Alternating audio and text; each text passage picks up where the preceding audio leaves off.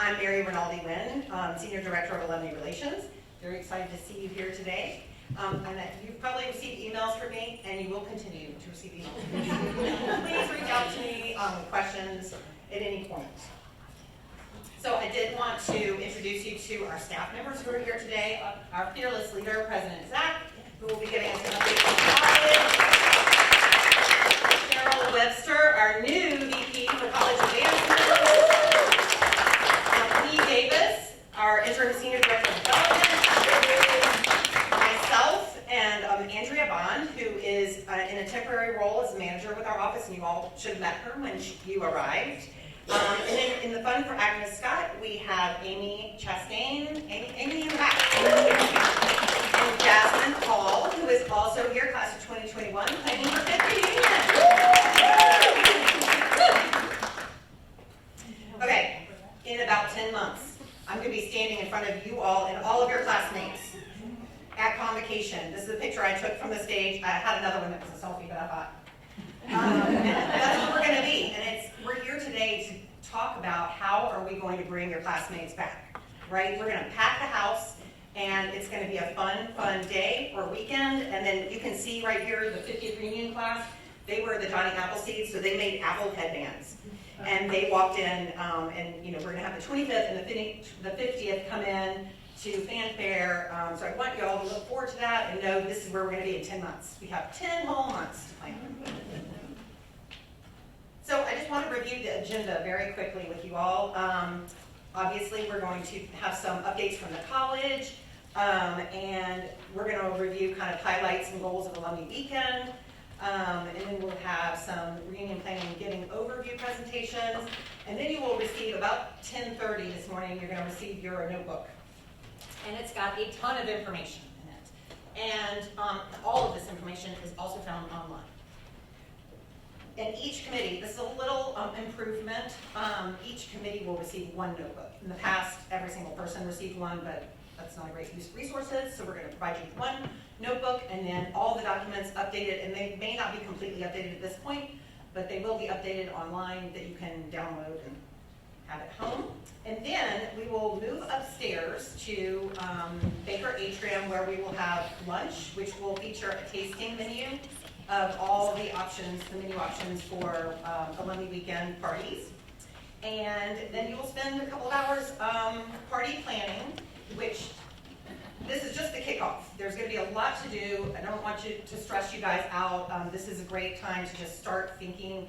And we do have some documents we want you to return to us, like the alcohol memorandum of understanding and the reimbursement memorandum of understanding.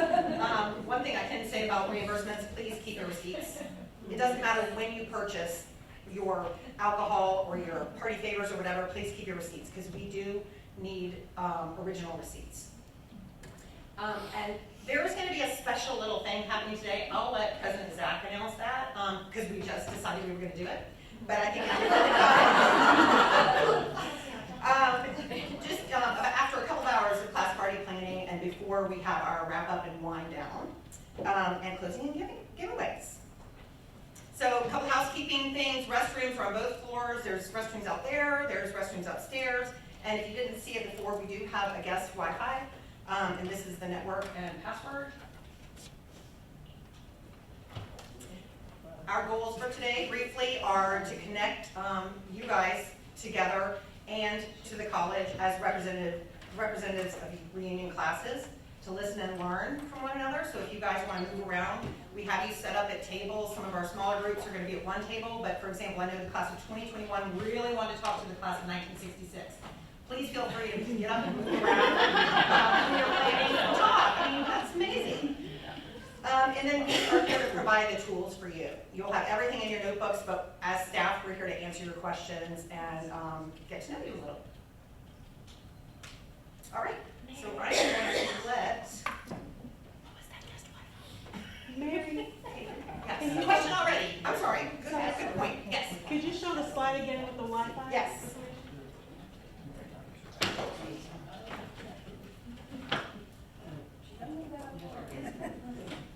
Sorry, everybody. Here we go.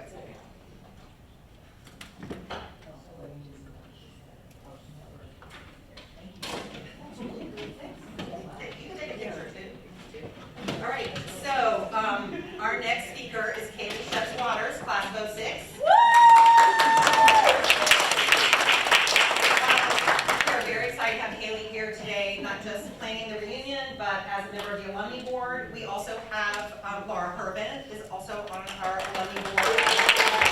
And so awesome that you're here. And so I want to let Kaylee give us a welcome to the alumni board. Well, good morning, everyone. So I'm Kaylee Shutz-Waters from the amazing class of 2006, celebrating our 20th reunion this year. We're going to take a really good look at that memo of understanding about the alcohol, just so you know. But I am here officially now to bring you welcome and greetings from the Agnes Scott Alumni Association Board.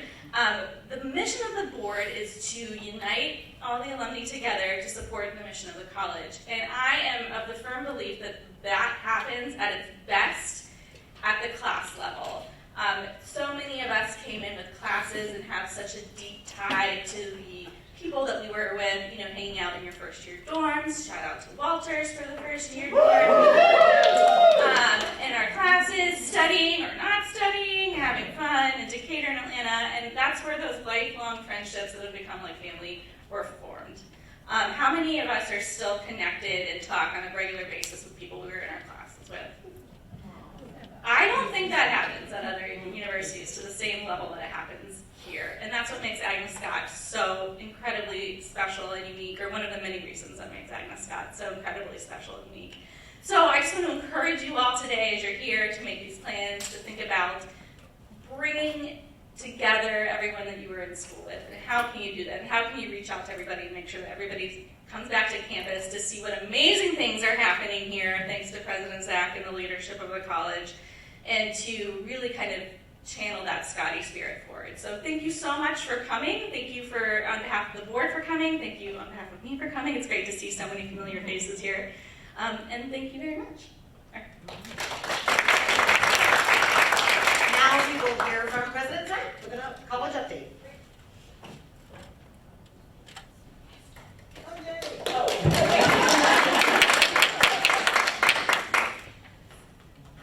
Thank you, and I'm already going to upset their system here. First of all, thank you so much for being here. One, it is so great to look out and see so many friendly faces, people that I've had an opportunity to meet, and some that I haven't, because we had this little thing called COVID, and as a result, I know some of the classes have not been back for 10 years. And I have to say, that was one of the really amazing and beautiful things of the last alumni weekend, which is people came back who hadn't been on campus after 10 years. It was phenomenal. What a great weekend. I know some of you helped to volunteer, participated. How many were here for April? Thank you so much for being here. I mean, it was really wonderful to have people back on campus.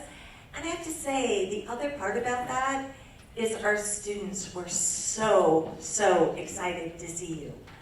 One, as you know, in the years after COVID, we weren't able to host Alumni Weekend in April. We did it in June because there was concern with respect to our students and people being on campus.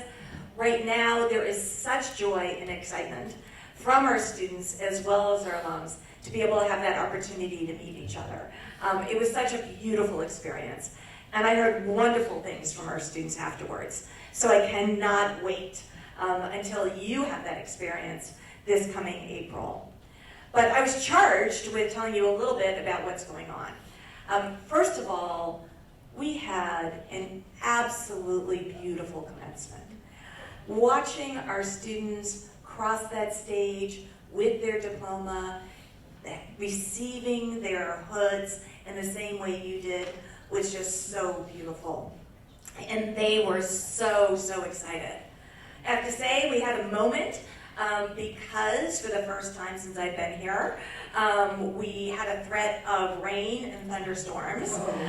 It was command central, checking to see, is it going to thunder, is it going to lightning, is it going to rain, what are we going to do? It was gorgeous in that it did rain, but we had this beautiful procession with umbrellas going under the tent. It rained for a bit while we were under that tent, but you couldn't tell because there was such joy and excitement Blaine Alexander, who is a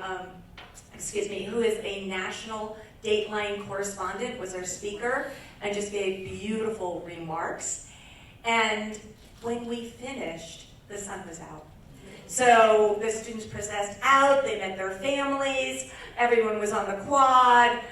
It was just such a beautiful time. And it was such a wonderful way to end the year. Because again, I am so proud of everything that's happened at Agnes Scott. One of the things that we were thrilled to learn is that we had 5 Fulbright scholars this year, which is just as you may remember, last year we had a Rhodes Scholar, one of 32 in the country. We knew that probably couldn't happen 2 years in a row, but I'm looking forward to next year because love to be there again. But our students are just outstanding. And also we are absolutely thrilled to once again, and anyone who knows me knows I cannot have a microphone and not say that Agnes Scott is #1 for innovation for 7 years in a row. I think we may have begun to take a little bit of, be a little bit of used to that, but no other college has ever accomplished that. It is #1 for all liberal arts colleges in the country. It's absolutely amazing. And we are #3 for undergraduate teaching for all liberal arts colleges in the country. And #4 for social mobility. Absolutely, amazing. And #3 for first-year experience for all colleges and universities. We're talking about, Harvard, we're talking about Georgia Tech, we're talking about University of Georgia. We are #3 for first-year college experience. So that is absolutely astounding and something that we should all be proud of and something that we should share. And people often ask, why? Why are we getting this recognition? One, it's the amazing foundation that has been set for years on this campus. While you were here, presidents before me, but one of the things that really is being acknowledged today is the fact that beginning with Summit, which is our signature experience, as you know, which focuses on global learning and leadership development. It is created and built upon a culture of innovation. Now, I have to say, we have such a culture of innovation on our campus that, when the toilet breaks, the student's like, yep, #1 for innovation. So, it's clearly in our DNA and part of our language, and we continue to evolve. You may be sitting there saying, what is this Summit thing I've heard about? Again, Agnes Scott is known for its amazing teaching, #3. We have all of the popular majors that all of the other colleges and universities have. We have business management, we have psychology, we have public health that many of them don't have. But what we also have is a signature experience that provides the foundation for our students, and that's Summit. What does that look like? 1, every first-year student has a faculty-led global experience. What does that mean? That means that they do coursework focused on a topic. For example, we had one of the journeys, and I'll tell you about some of the others, where they went. One of the journeys went to Northern Ireland. What did they do to prepare? They focused on Gandhi, Martin Luther King. The trip was focused on conflict resolution. So they're studying globally, and then they go to a place and meet the people who are involved in that topic. So it's not a tourist trip, but it's really an intellectual investigation. And it is transformative. The other thing that's really interesting is Agnes Scott right now is one of the most diverse colleges in the country. Thank you. And we are so proud of that. And we believe that that makes us even stronger. We've built on our traditions, and as a result, in the first year, we bring together students who may not feel like they have things in common. Might be a STEM major, might come from a part of the country that's never been to Atlanta before. We have students who've never been on an airplane or perhaps out of Georgia. All of those students coming to Agnes Scott. So that first year experience by them traveling together, and this year they traveled to places like, as I mentioned, Northern Ireland, Costa Rica, Grenada, Italy, Bulgaria, Navajo Nation, the Gullah community in Georgia. And by traveling together and investigating together, it brings people together. And it's also a common experience. So if you walk into a group of Scotties and you say, where did you go on journeys? Everybody has an answer. It's a way to be able to communicate. And I will say that is one of the things we have really focused on in the past 5 years, which is we want to bring people together with different views, different backgrounds, different socioeconomic backgrounds, and feel that they can come together on our campus and have a conversation. We have courageous conversations regularly on our campus. We believe it's important for students to be able to engage with people who might not have thought the same way that they do. And as a result, we believe we're all better. Hearing its diversity, not only with respect to race, ethnicity, socioeconomic, but diversity of thought, coming together, having conversation, learning together, makes us stronger, makes us better. And that's what Agnes Scott is being recognized for. The second part of that is SCALE, which is our sophomore class Atlanta leadership experience, where every second year student has a leadership experience in Atlanta. We have 22 partners. They include not-for-profits, they include corporations.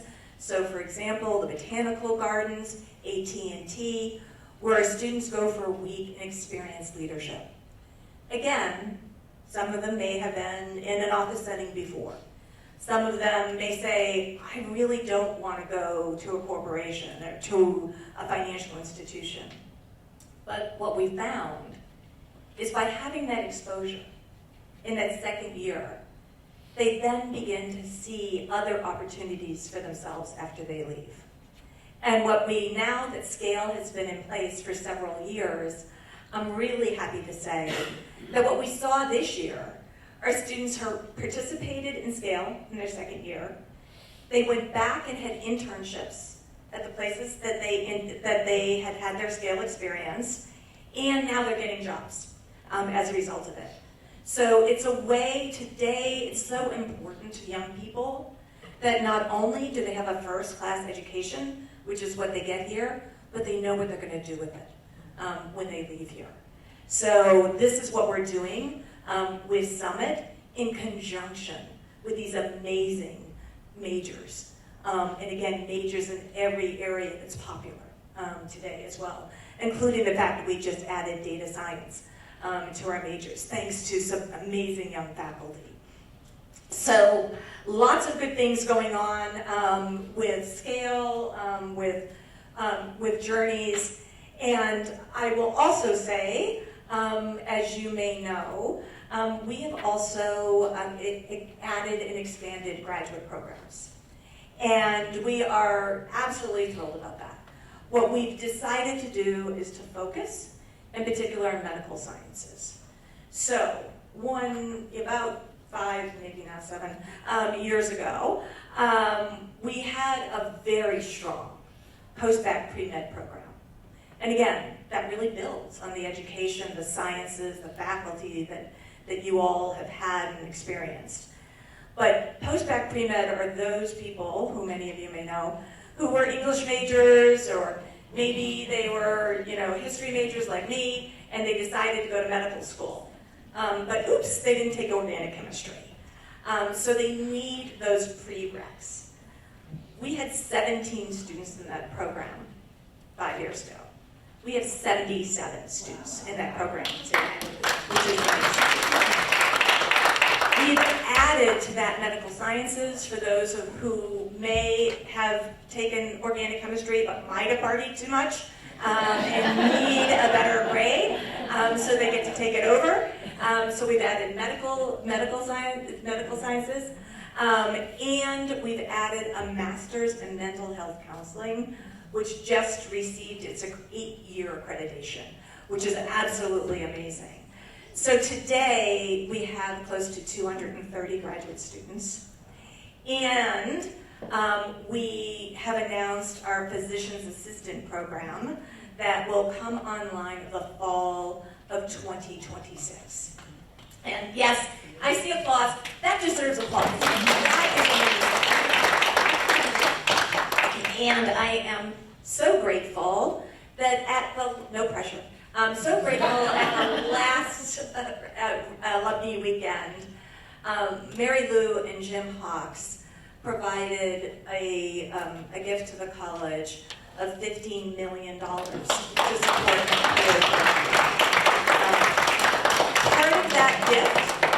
Part of that gift isn't a match, so it's not too late, everybody out there, for the BA program. And I can't stand up here, of course, without mentioning it. But again, it's just really wonderful that our alums are so supportive of the college and so supportive of the future of the college. And so it's this combination of the undergrad as well as the grad programs that really are the future of the college. The last thing I want to say, and again, I want to answer any questions, is it was an amazing year last year. But it was a year that we experienced, frankly, under a cloud.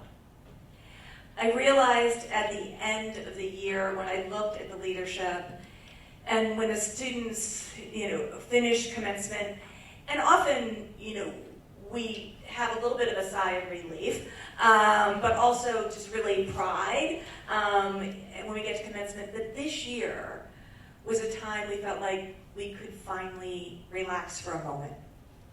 It was the year the leadership could not relax because of the things that were happening every single day that would potentially affect our students.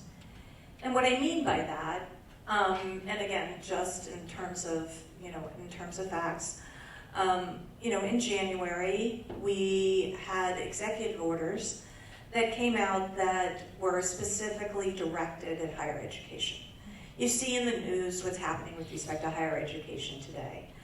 And I have to say, one of the things we as college presidents, I think all of us need to do, is to be sure that we can demonstrate the value of higher education.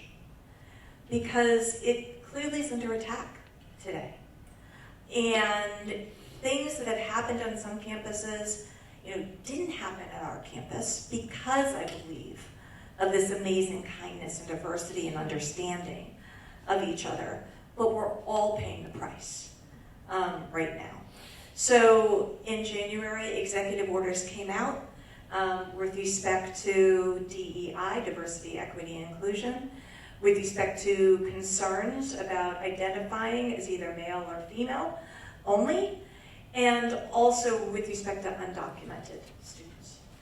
You can imagine at a college like ours, that is a women's college, is concerned about some of these things, as a diverse college as well, and frankly as a college where 1/3 of our students are first generation. Students have concerns about their parents potentially being undocumented, perhaps students being undocumented. We don't keep records of that. So clearly it was something that created a lot of angst on our campus. And that goes back to those conversations, that communication. One of the things we did is we looked at the orders and said, what do they really say? We didn't want to be preemptive. We didn't want to react without really looking at the specifics of the words. And looking at things like diversity and inclusion. It's about discrimination. And the answer is we're not discriminating. We're not discriminating against anyone. It's one of the reasons why we want to be diverse. We want everybody to be in our campus. We clearly had to have plans with respect to potential for undocumented students or families that came to our campus, and what we would do if ICE came to our campus. Many of our students were very concerned about rights of women and what this meant for them, and also what it meant for the college. And I will say, as you all may know, the reason I raise it as well is the penalty, in this case, is lack of funding, taking back federal funding. Well, the funding was shut off for a moment, just to say that it can be. It was then restored a week later, but it was a demonstration that this is, if you do not comply with these things, this is what we can do. And again, we truly believe that we are complying with the law and that we are staying true to our mission at the same time. So we have, at this point, had some federal funds that have overall been eliminated for some programs. So we know they weren't going to happen in the future. We don't have a lot of funding in that category. The category we do have significant funding in is Pell Grants. So those are scholarships that come with students, federal money that comes with students. That was not shut off. The grants were shut off. That money was not shut off at that time. However, right now in Congress, they're looking to significantly cut those numbers. They're also looking to cut work study for the students as well, and also to make changes with respect to loans that parents can take. So that could have an impact on us as soon as, if that bill passes, and our students and their ability to pay to come to college. Because when we package for financial aid, assuming a certain amount of Pell, and then also the scholarships that you all help to provide on top of that. So it's been a year, and I really felt when I thought about it, what we heard time and time again from our students, our faculty, and our staff was they were so glad that they were here when all of this was going on. They felt like they could continue to have a normal life, at least on campus, that they could engage in conversations, that they felt like they might not be able to have other places.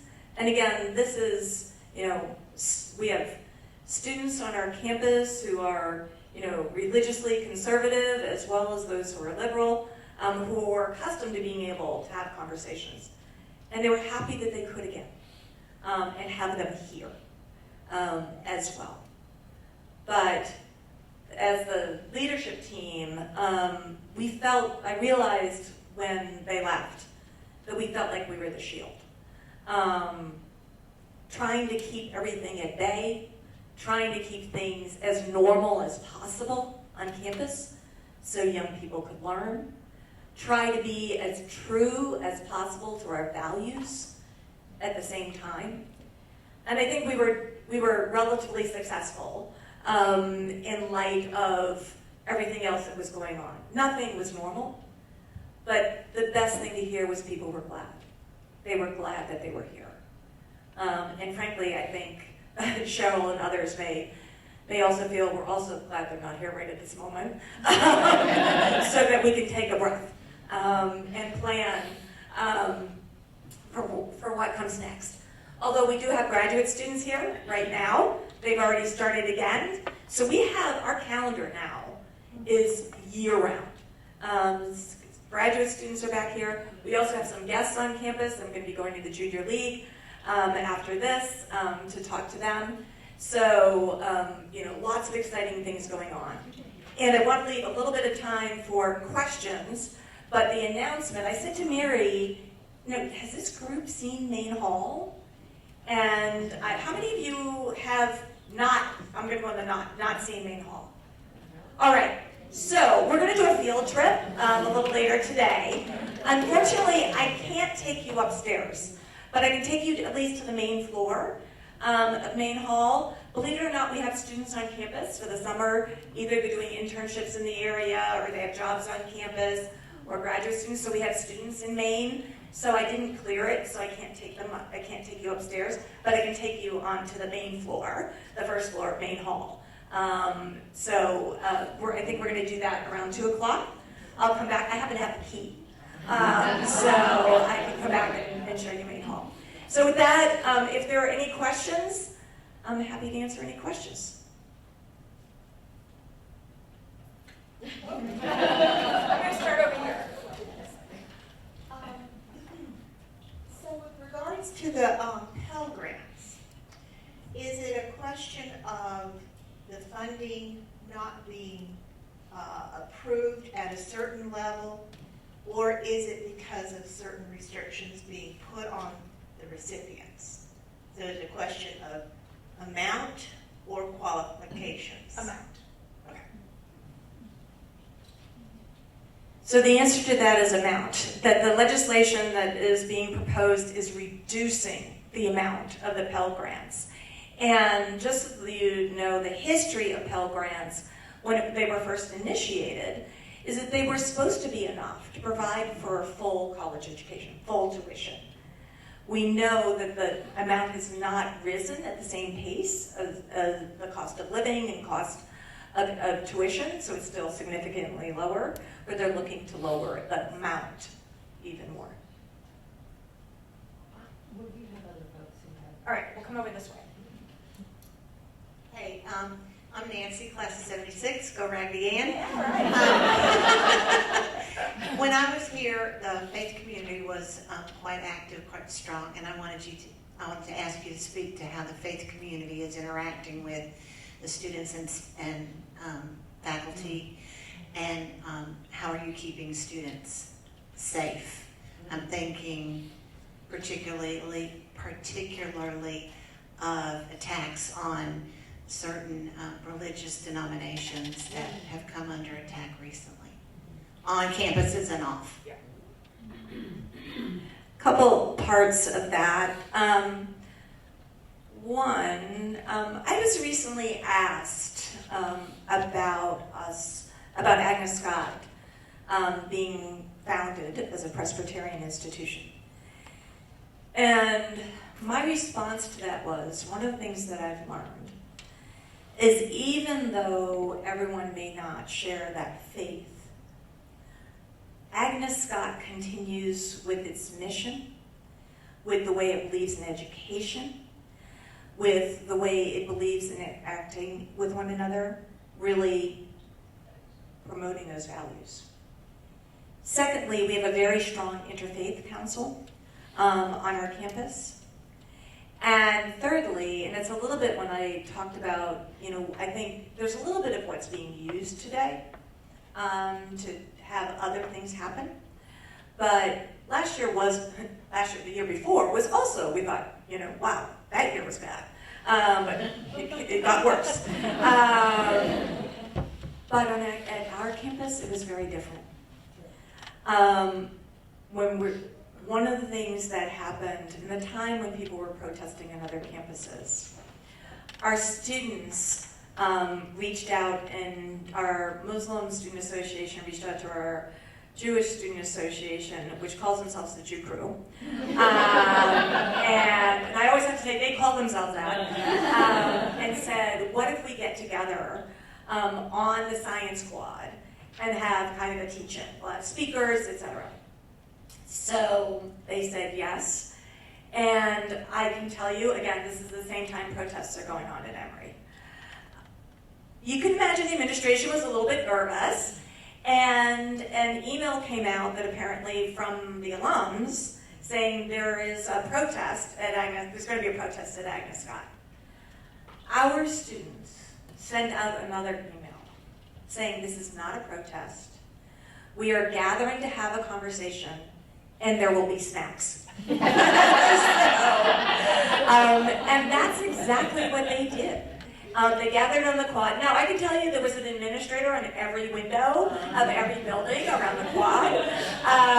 But they gathered, they had their conversations 5 minutes before it was supposed to be over. They picked up their blankets, they picked up the trash, and they headed out.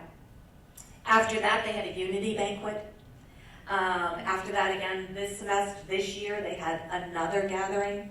So again, we were blessed with an amazing, amazing community, and one that really believes in kindness and caring and conversation as well. Thank Yes.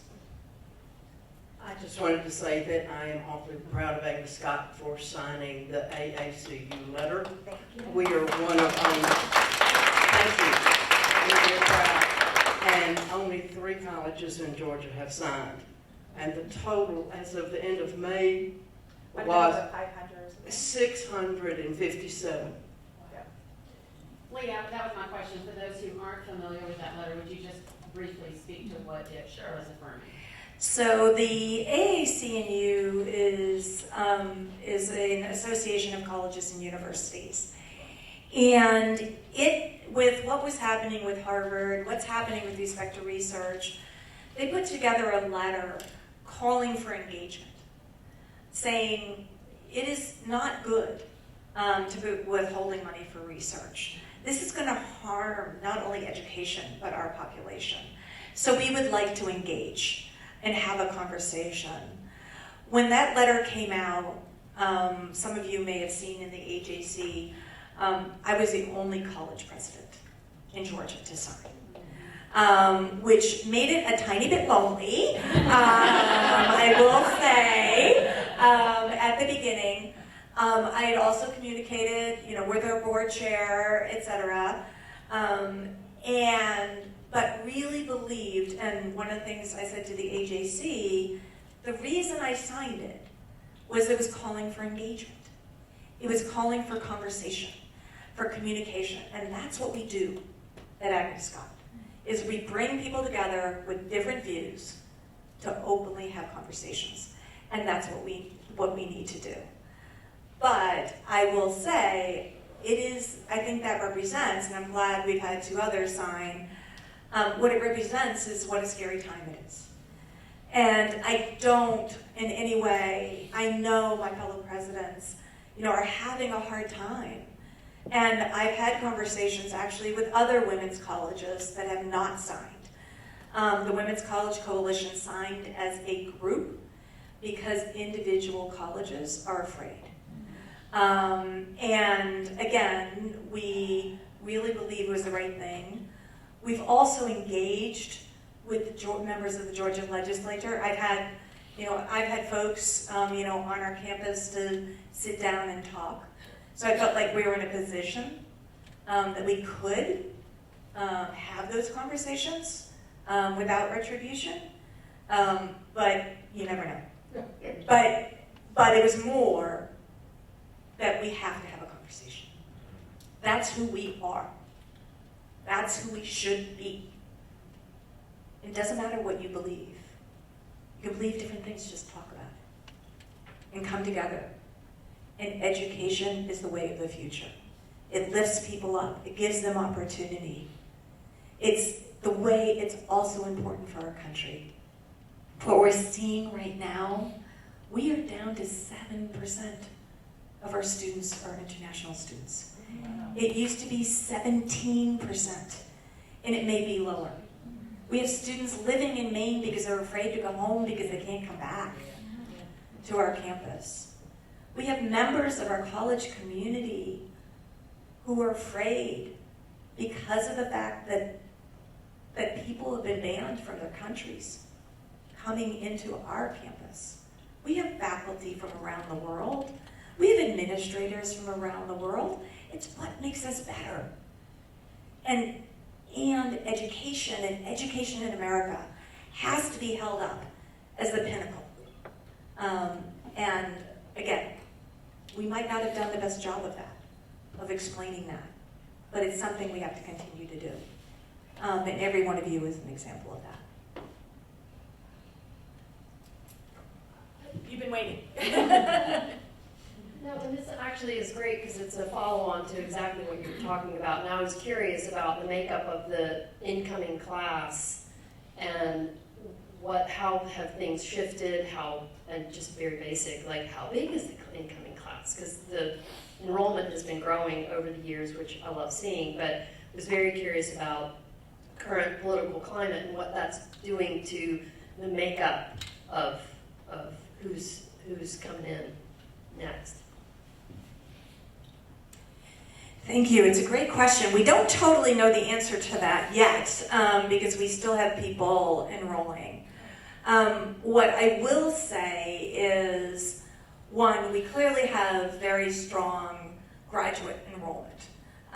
We are at about 230 graduate students right now, so we have very strong graduate enrollment.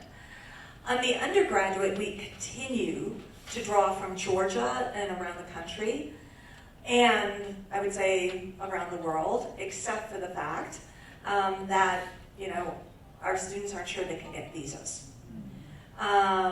We are shifting a little more to students from Georgia because they know us.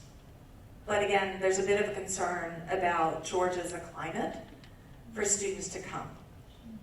So it's one of the things we've been doing is going out more and saying Agnes Scott is a special place within Georgia. So, to your question, we're eking up a little bit from Georgia, which again, we welcome in many ways, but we also want to welcome people from around the country, as well as around the world. And if dramatic shifts are made with respect to Pell, that could have a significant impact. The other thing, and the other reason why I say we don't know yet, I'm worried about the economy. I'm worried about what it's going to look like in the fall and whether people think they're going to be able to send their children to a private institution. Believe it or not, our biggest competitor is Georgia State. Georgia does have strong state schools. There's definitely University of Georgia, but when it comes push to shove and someone can't afford it, at the last minute, they're going to go to Georgia State. And we also compete with Mount Holyoke and other people too. But that is like the default at the end when they're like, I can't afford it. I can go to state school basically for free. So why should I pay to come to Agnes Scott? And you all know why you should pay to come to Agnes Scott, right?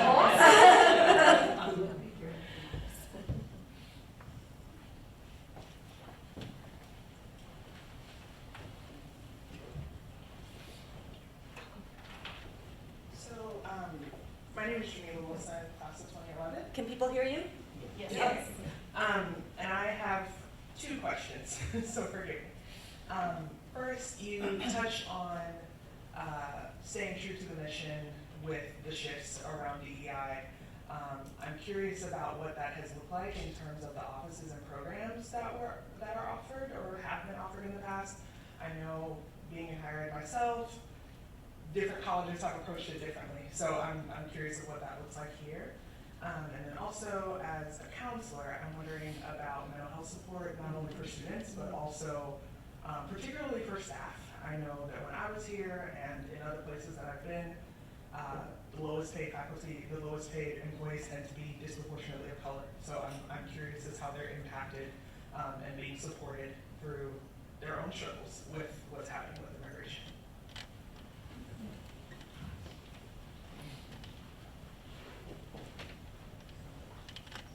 Thank you so much for that question.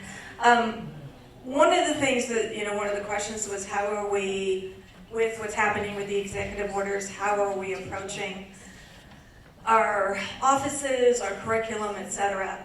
As some of you may know, as a result of the executive orders, some colleges and universities, and frankly, in the state of Georgia, the publics have had to, have closed their DEI offices, have changed their curriculum.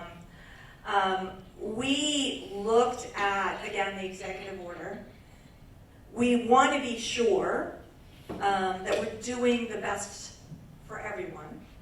So we may talk about diversity and inclusion versus diversity, equity, inclusion, but the center still exists. we also continue our curriculum with respect to women and gender studies.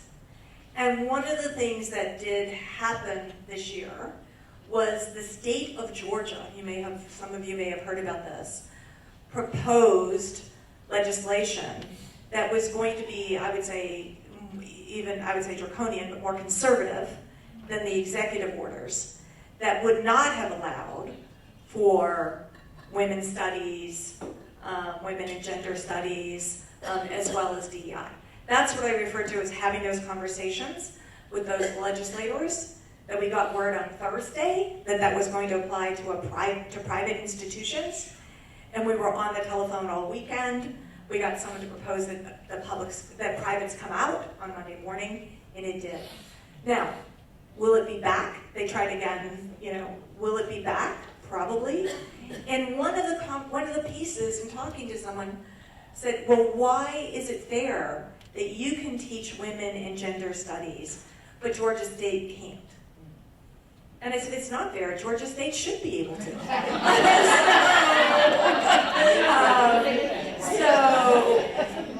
But that's a little bit of the mindset that we have. But again, we feel we're doing the right thing. We feel we're trying to do it in a way that we're protecting as much as possible. But we are continuing that curriculum. I will say we've also indicated, and some of our faculty are concerned, and they have changed on the website the description of their scholarship because they're concerned. And we said, whatever you choose to do that you feel most comfortable with, feel free to do it. We're not going to require you to say this is what you do, whatever makes you feel the most comfortable. With respect to mental health and concerns through this time, it clearly is something that all of us, students, that we're very concerned about for our students, our faculty, and our staff. We just had, as a matter of fact, a wellness fair on Wednesday as well. So it's something, providing that support. We also have circles, a variety of affinity groups and circles where people can come together and have conversations. So yes, thank you. It's something that we realize everybody on campus is feeling right now. I know I'm probably way over time. But are there other, but happy to with other questions. Let me, what is our time? How far over time am I? You're good. 3 minutes? Okay, so let me ask you a question. What are you the most proud of about Agnes Scott?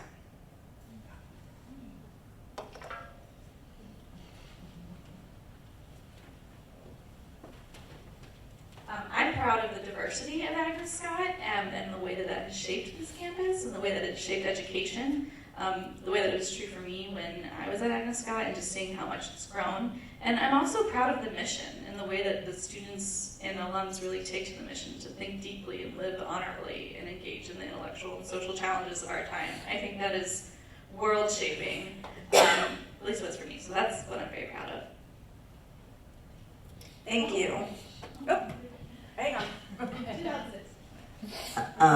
I echo what Kaylee said, but I wanted to just point out something you said, President Zach, about really looking at the executive orders and what they say. I appreciate the fact that Agnes Scott's leadership is thinking critically and making sure they understand everything that's going on and not being reactionary before making decisions, because I think that's the best way to handle the current climate versus immediate reaction with everything, because it changes every day. So I really appreciate, I had an idea, but hearing you say that lets me know that that's exactly what's happening. And so I appreciate that as well. Thank you. Thank you very much. I see some people over here. I'm gonna work my way down.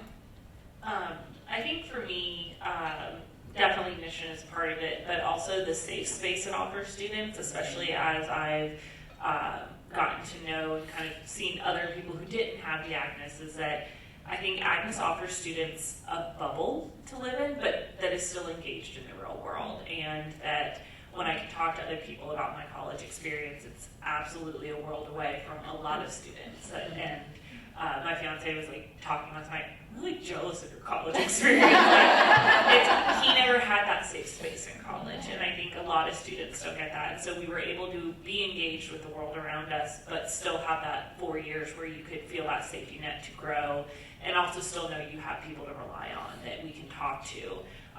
So I think that's what I'm most proud of, for sure. I love that. We have to capture some of these for admissions as well, and be sure to tell every young person you know these things. I'm most proud, and I talk about this a lot, that not only is our mission alive and well, but we continue to, not just because we're winning awards, we continue to innovate and adapt, and the way that the college is preparing change leaders is astounding to me. The second thing is, if you haven't had an opportunity to be on campus and really talk to the students, you will be blown away. Blown away. So I am super proud of the caliber of students, how motivated and driven they are, how curious they are, and wicked smart. I swear I don't think I could qualify to go to Agnes Scott. Most of them have double majors or a double major and a minor. I'm just like, I don't know how they're doing it, and they're super engaged in activities on campus as well. So those are the two things I'm most proud of. Thank you. We have one more. We have two more in the back, and then we're going to work our way here. So I'd like to say I think I'm most proud of the alumni here. I always remember how I actually had the chance to talk to an alumni when I was looking for the job I wanted and asking how to do that, and that's where I've tried to keep that connection because my job is very niche. So I remember just the alumni connection I had, and I try to keep that. Thank you, and that's so important. You're going to be reading more about that in the upcoming magazine. Thank you. Thank you.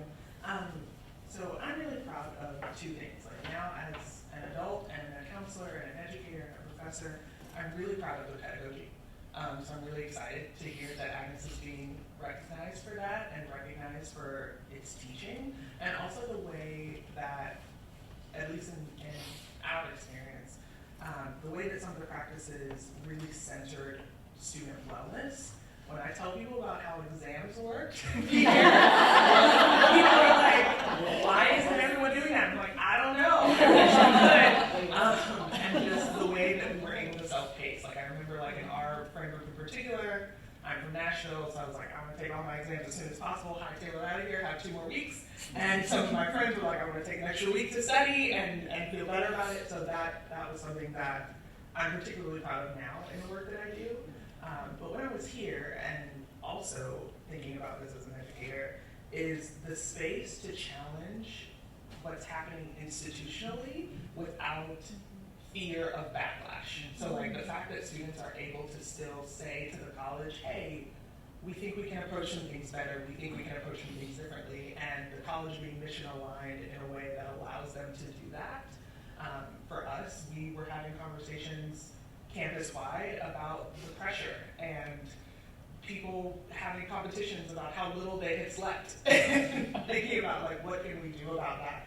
And the fact that the college allowed us to have that conversation with the entire student body through a theme house was something that the institutions I've worked in now, frankly, would not allow. So to kind of walk the walk, I think, is something that I'm really proud of with the campus. Thank you. Thanks for sharing that. Really appreciate you sharing that. Other things that people are proud of? Same things? I am incredibly proud of the focus that the college has had for the last probably 15 years on preparing women to go out and lead. I graduated in a recession in 1991, it was really hard to find a job if you didn't want to go to a financial institution, which felt like, to me, like, please just suck the soul out of my body. And I didn't want to go to grad school. And so, and I felt a little unmoored. Today, this campus gives all of the students the ability to really lean into what it's going to be on the other side of 4 years.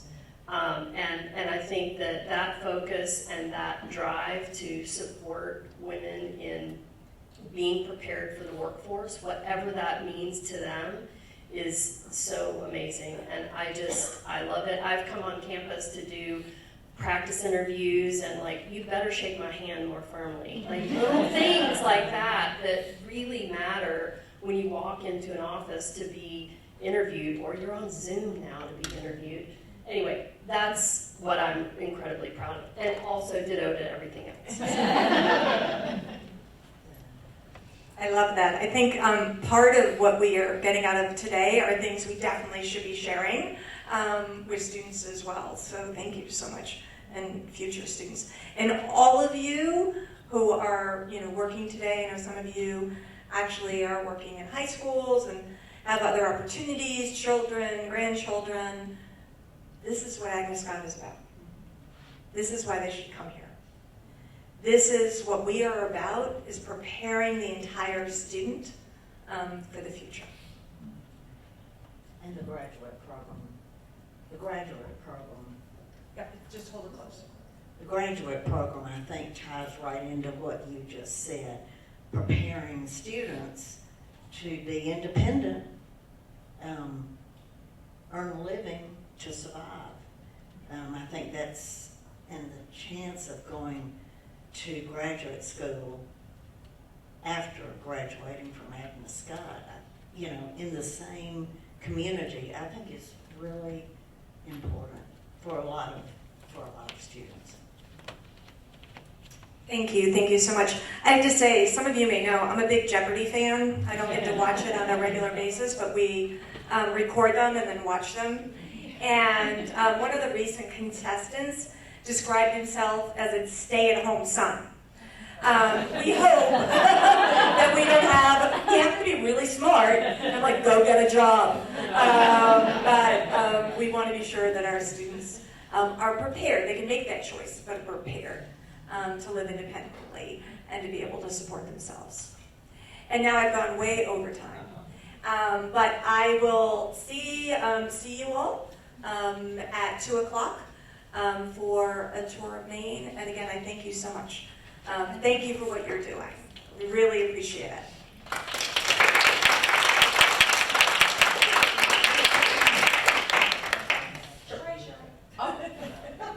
Okay, that was a really hard act to follow. Let's give another round of applause for our leader. I can add, I'm proud to work for a college that has an amazing leader driving us through this challenging time. To have someone who has an understanding of law and diplomacy certainly is serving us well as a college. So thank you, President Fett. So those that don't know me, my name is Cheryl Webster. I serve as the Vice President for Institutional Advancement. What does that mean? I actually get the opportunity to work with alumni relations, annual giving, major gifts, legacy giving, and I oversee marketing and communications for the college. I arrived here on October 1st. My first day was a party for Main Hall. I got to meet 220 people in one day, and still to this day I'll meet someone for the first time, or so I think. And they say, oh no, we met you at Main Hall celebration. And I said, I apologize. I met so many people that day. It was such a beautiful day. I have to say, it was because of our alumni and donor base that project was possible. And many of the things that happen at Agnes Scott are because of the generosity of the alumni community. And that's another thing I'd say I'd add to the list of gratitude is coming into this community, having worked in higher ed for my entire career. There is a specialness, a uniqueness that you can't really describe about Agnes Scott. It's the richness of the traditions, It's the bond that unites you all in your shared experiences and keeps you close through your lifetime. That is unique. Maybe you see that at Harvard, but certainly wasn't at Emerson, and it certainly wasn't at Salem State, previous institutions I've all served at. And I'm just happy to be here and to be amongst such incredible women, smart, driven, incredible women. In the work that we do, we're in the philanthropy space, right? And oftentimes, men are the drivers of that philanthropy. Not at Agnes Scott. So yeah, round of applause. It's really incredible to be in conversation with women who are passionate about giving back. There is a rich tradition of giving here that I arrived and was a recipient of. And I just hope that we together, through this process, through some muscle flexing and learning, can really continue to keep Agnes Scott thriving. And it is the support of philanthropy and the connection you all have and the work you do as an extension of ours that makes that happen. We are a small but mighty team. Mary, you may not know, has 2 vacancies currently. So think of yourselves, and it's an extension of us, and the work you do is incredible, and we couldn't do it without you. I actually asked Susan if I could pull some notes from a recent email I received that she received, because I thought it really spoke to the importance of why you're all here and the value each of you brings to the work we do.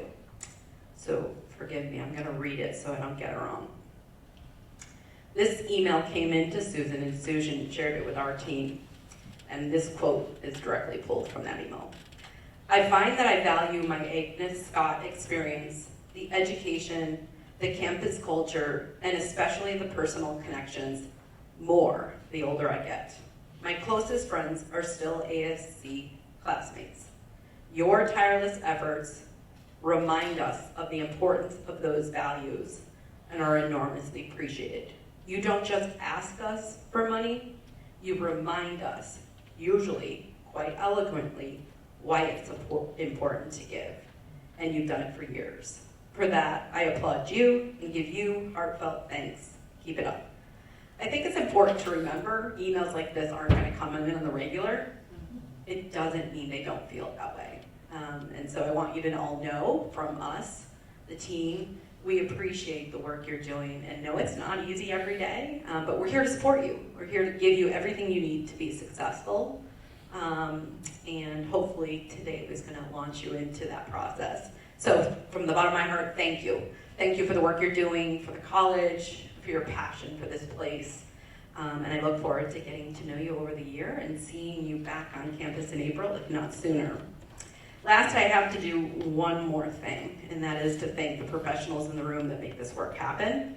And I'm grateful to have this amazing team, so I would like everyone on my team to stand up and just be thanked by me for the great work that happens. They are how we move this work forward. They're here to support you. We're here to support you. My phone number, my email is always open to you in any ways we can support you. So thank you. Thank you.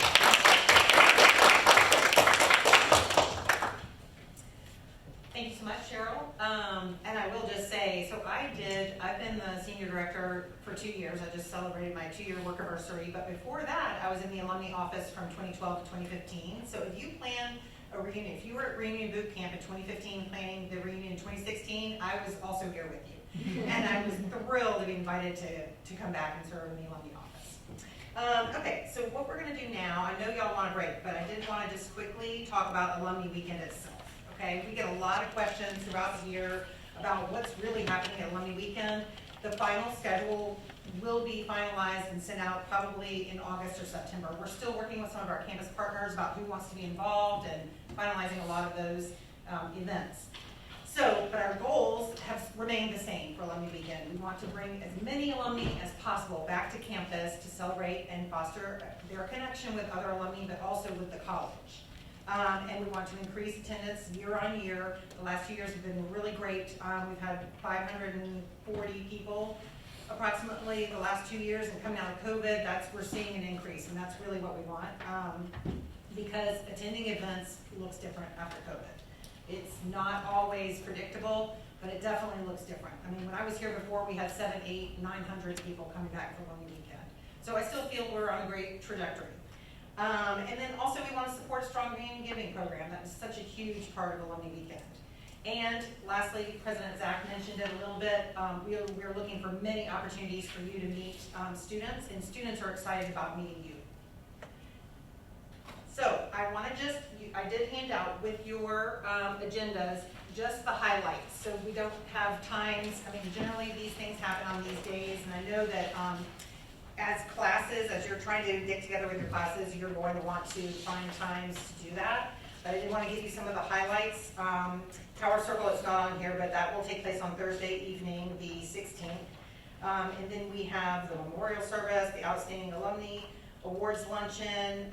And basically what I'm saying here is we have 2 full days of events. We don't have events on Sundays anymore, so we have all day Friday and all day Saturday. And we encourage people to come in Thursday night and be here all day Friday and Saturday. We have the Outstanding Alumni Awards Luncheon. Information will go out about nominating people for an Outstanding Alumni Award. I want to tell you that we've changed things a little bit where we try to consider people in reunion class years first. That's kind of a priority for us because we get more people here and people are already around to honor their classmates. So information will go out about nominating a classmate for an Outstanding Alumni Award. Please, please pay attention and think of who in your class would be a good person to nominate. We also have a new-ish kind of panel, definitely since the last time you were here. It's the Agnes Scott Evolving Panel. And that is a discussion, it's a panel featuring alumni and current students as speakers, but it's really a big discussion, a community discussion. We invite the entire community to attend that. So that's fun to look forward to. I don't know what this year's theme will be. We have an alumni board committee working on that, but we have had the honor code, the Onyx Ring, the mission, and then last year, or this year I guess, was leadership. So it's things that bring us all together. And then we have, so Friday night plan, we've improved a little bit. So Friday night, we used to have, each class would have the opportunity to have their own party. We're now doing 3 parties by generation, mainly because that is just easier to bring people together. The Anna Young Club dinner will be for the class of 76 and earlier. The class of 76 will be inducted into the Anna Young Club at the dinner. So we really hope that your class will show up for that. I know some people have parties before or after on Friday night, but we do offer these events on campus to bring your classes together. The Scotty Shindig is the 80s and 90s, and then the New Millennium Party is 2000s up to 2021. We also highlight the 50th and the 25th reunions at the Convocation Parade. President Zach will open her house for visitors, the Scott Sam's house, on Saturday afternoon. The campus tour y'all are going to get a sneak peek of the main hall, but we will include upstairs, and this year we were actually able to get into the bell tower. So we'll try to do that again. And then also I hope President Zach will let us go in the Career Exploration Center, which used to be Career Services or Career Development. They have 2 floors in Maine. It's a huge interactive space, and there's some fun stuff in there for you guys. So hopefully we'll be able to get to see that too. It's on the bottom and ground floors. And then on Saturday afternoon, we have a whole bunch. You'll see we have open houses. We have student organizations who come out and host alumni in their offices and that kind of thing. And then of course, Saturday night are the reunion parties. So that's kind of why we're here today, is to talk a little bit, to get started planning those. And so we're excited about that. So I'm going to now turn it over to Amy Chastain. Did I supposed to do something before? Nope. You don't want to do, Sorry. What did you want me? I can. No. What, Amy? I can't hear you.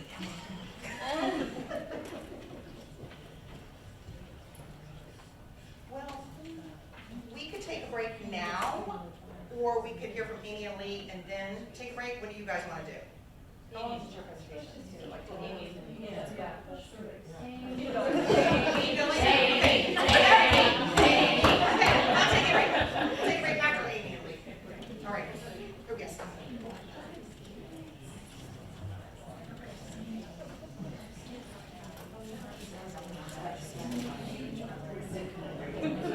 Are we on session?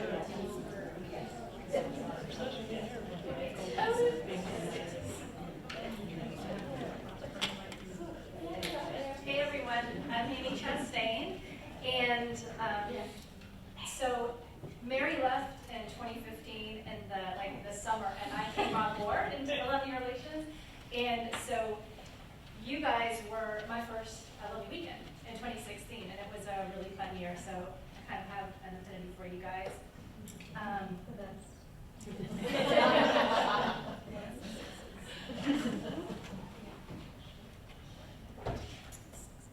So, I'm the director for the fund for Agnes Scott, our annual fund here at Agnes Scott. And I just want to give an overview for all the class officers and union volunteers. I will be doing, my team does a deep dive with our fund chairs, always. They hear from us all the time. But everybody has a part in reunion giving, so just bear with me.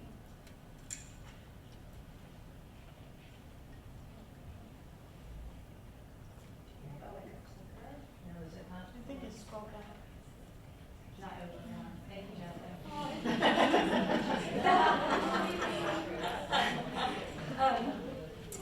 So the Fund for Agnes Scott, our annual fund, is the focus of your reunion giving campaign. We raise money for the college to be spent in this current fiscal year, and the annual fund accounts for about 6% of the college's yearly operating budget. Our fiscal year runs July 1 to June 30th. Our giving deadline is will be April 2nd this year, but new this year we will be counting a 5-year reunion cycle. And Lee and I will meet with our fund chairs and talk about how exciting this will be going forward later on today. And I'll ask that you hold your questions till the end in case I answer it while we're reviewing. So reunion giving is critical. I hope you guys will recognize some of your classmates in these photos. And our alumni participation rate inspires investment from foundations and corporations, which allows the college to really recruit exceptional students, and it allows them to move on to really meaningful jobs. Increasing the number of donors and retaining them every year is really important. We have all kinds of little tips and tricks to get new donors and to retain them. Some classes have asked classmates to celebrate their class year with a gift of, say, $20.21 for the class of 2021, or 1976, $1,976. We take gifts of all sizes, and everyone is different, and they all add up. So they all add up for a big impact. So I want to just focus on how each of you, not just the fund chairs today, can help your class reach your union goal.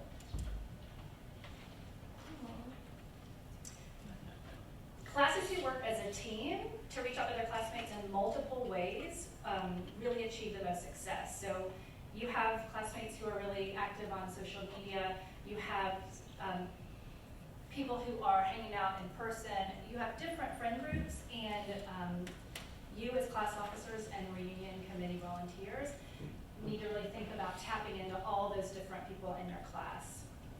Also, if you're a lone fund chair, I urge you to find some enthusiastic classmates to help share that work, and if you want to co-chair, even just for this reunion year, reach out to me and I can help brainstorm about who might be a good help for that.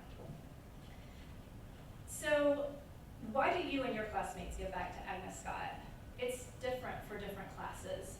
So think about what touches your class. And you guys know that better than anyone. You know it better than my team. So you let us know what you need, and we'll provide that. And if you don't know exactly what's going on at the college, I'll be providing all kinds of information. Also, our website, AgnesScott website, is amazing. If you just go to agnescott.edu and select news in that upper left-hand corner, you can see what inspires you and what might inspire your classmates, and share all that news all year long leading up to your reunion. So, be thinking about your spirit wear for convocation. Giving challenges are the way to motivate giving and also to attract new donors and to retain them year after year. A challenger can be one classmate, it can be known or anonymous, who gives a leadership gift. Reunion committees or a small group of classmates also make really wonderful challengers. You can promote that challenge via snail mail letters, emails, phone calls, texts, whatever really works best for your class.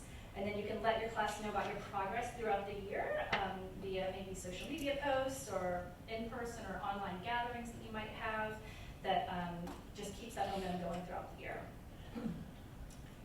I've provided some examples here of giving challenges, and our team is happy to help you tailor something that you think would really motivate your classmates. And if you haven't already, think about possible challengers in your class, in your class officer group or the larger class who might be great to help with this.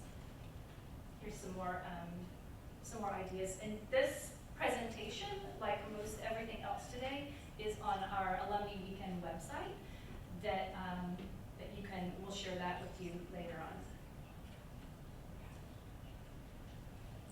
So there are just so many tools to help you contact your classmates. Phone calls, postcard, face-to-face, coffees or lunches, texting, Facebook, Instagram message, emails. They're all really great ways, and different people like to be contacted in different ways. So you can work with your, like class secretaries tend to know how their classes really like to communicate. So we hope you'll partner all together in that. And we appreciate you sharing contact information. When you find out updated contact information from your classmates, please share that back with us. You can share it with Alumni Relations or with the Fund for AgnesScott team, because we use the same database. And a note on that, anyone that you get that information to, will make sure that it's updated. Also, our alumni directory, ScottyNet, is part of that same database, so it's updated pretty much nightly. So we're all using the same database. We have a marketing software to design your class emails. We can send that out to your classmates who allow the college to solicit them. We also have very successful fund chairs who send their own personal emails to anyone in the class your classmates are happy to hear from you as a fellow classmate. We will provide fund chairs a class giving directory twice a year. That is, we never share the amount of a gift, but we share who has made a gift so that our fund chairs can thank them and then solicit those who have not yet made a gift. Mail.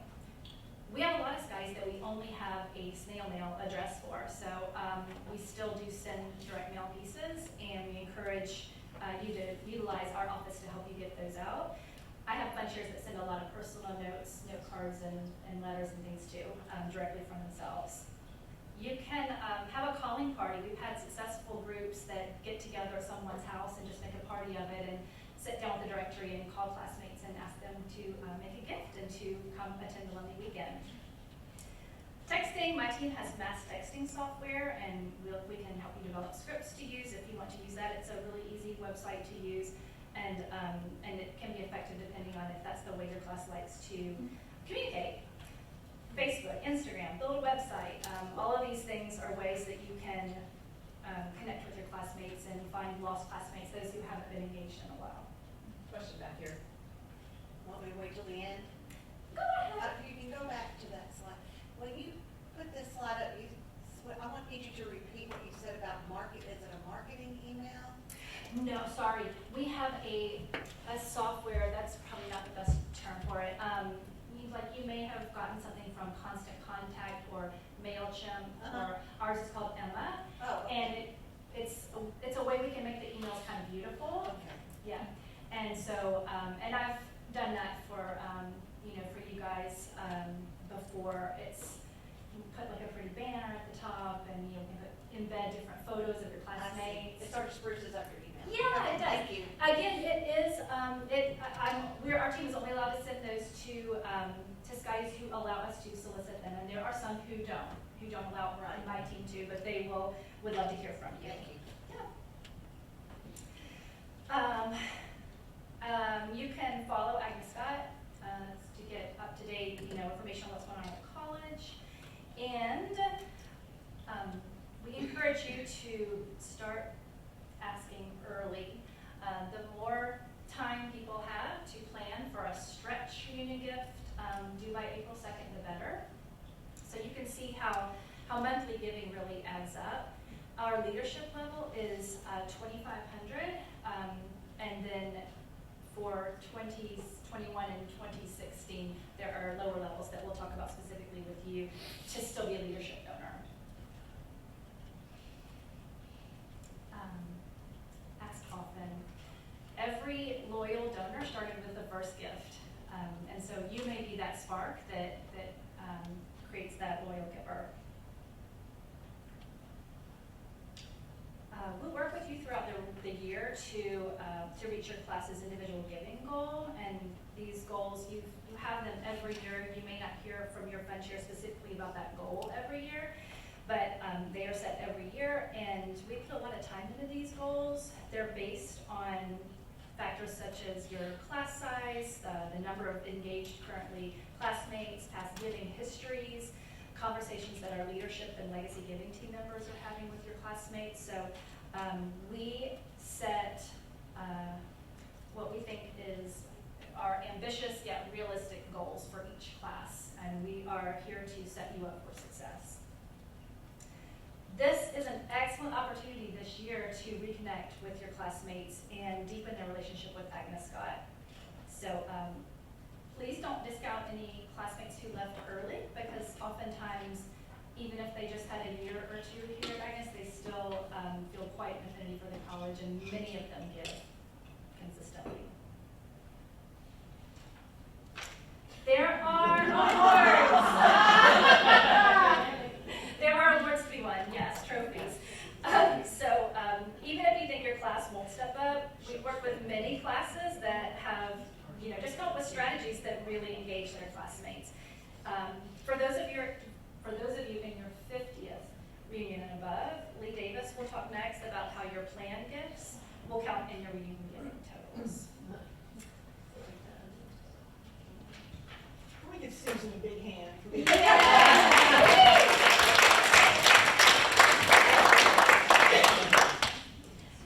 The money grubbing queen. So here's our contact information. Jasmine is here today as trying to be an alum and not a staff person, but she is a great teammate of mine. And our new associate director will be coming soon. I can't wait to introduce them.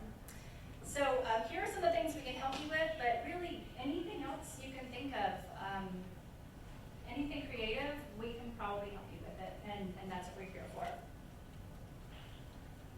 And I want to say thank you, thank you, thank you. The college reunion giving is really integral to the college, so thank you very, very much for all that you do. All class officers, not just fund chairs. River, it's a team effort. Keep going. Yes. Okay. And now I'll turn it over to my colleague Lee Davis. All right. My mentor. Does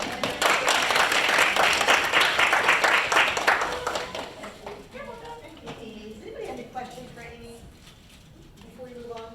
Okay. I really wish there was a remote, because I don't really love to Just stand. stand right there. But you can. I can wander around. Okay. So, Or you can just say. You really should talk into the microphone. I mean, you might, take it off the I'm stand. gonna hold this one, And you can so I can walk around, because I'm gonna walk her around. Yes. No, I can do it. Okay, so, hi, I'm Lee Davis. I have worked here for so long that my job is older than all the students on the campus.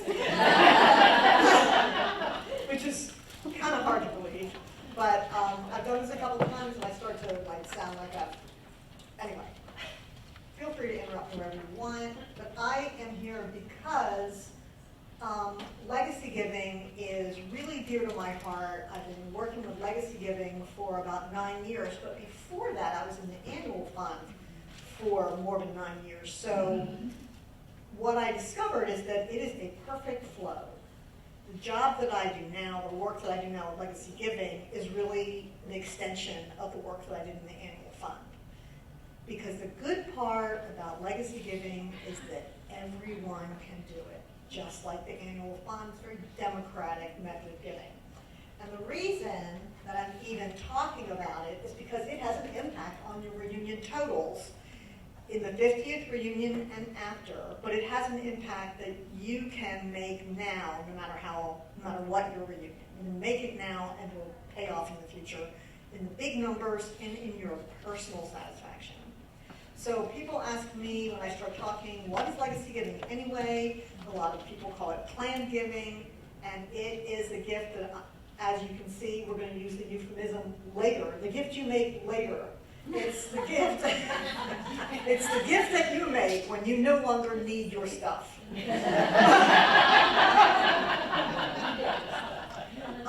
So it's the biggest pledge in the world. It's probably your most significant gift in your lifetime, and it's a promise to make that. And so it doesn't really have any impact on you today, but it has great satisfaction value. The joy of giving while you're living. That's right. And it's, you can't imagine some of the impact that our legacy gifts have. I'm going to tell you a really tiny story. All of you in your time on campus probably didn't notice the little white house on South Candler Street. It had shrubbery in front, so you really couldn't see it. A nice woman lived there and drove the same exact Volkswagen Beetle forever. Do you guys remember this house? Yeah. Okay, that's the home of Edwina Bell Davis from the class of 46. Her parents built that house. She grew up in it and lived in it for her whole life. In fact, the furniture in it was the same furniture that her parents bought. She, therefore, had a life that was much more economical than many of our lives. But she was a really cool lady. She was the first science writer at the CDC. She was a science writer for the Atlanta Journal-Constitution and for Emory University. She made her life out of explaining hard concepts to people, a skill that she learned at Agnes Scott. She did not marry. She just lived a very modest life. And when she passed away, she left Agnes Scott her entire estate, including that home, which unfortunately a tree fell on it, and it was not something we could save, so that house is gone. But we worked with a company that pieces of that house are all over town. When before that house went away, the fireplace, woodwork went somewhere. I mean, people purchased the entire flooring, the balustrade, the staircase, the andirons, the hinges, the doorknobs, the doors. Everything in that house is all over town in home restorations everywhere. So she is everywhere in town, which is so amazing. Anyway, to our great surprise, she left a scholarship to Agnes Scott of $4 million. One of the biggest gifts Agnes Scott has ever received. And it's because, we all have other responsibilities, and she did not. Agnes Scott was her responsibility.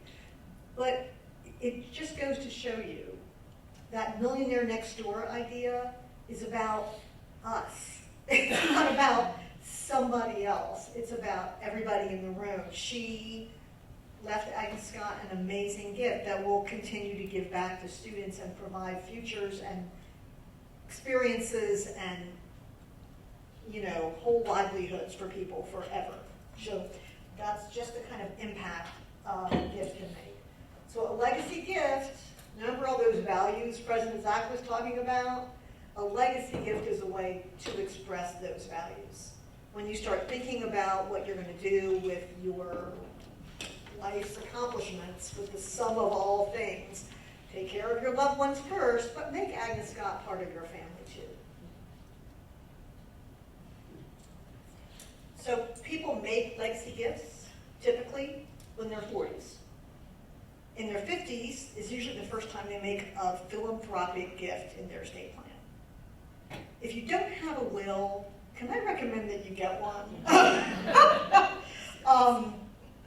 Everyone should have a plan.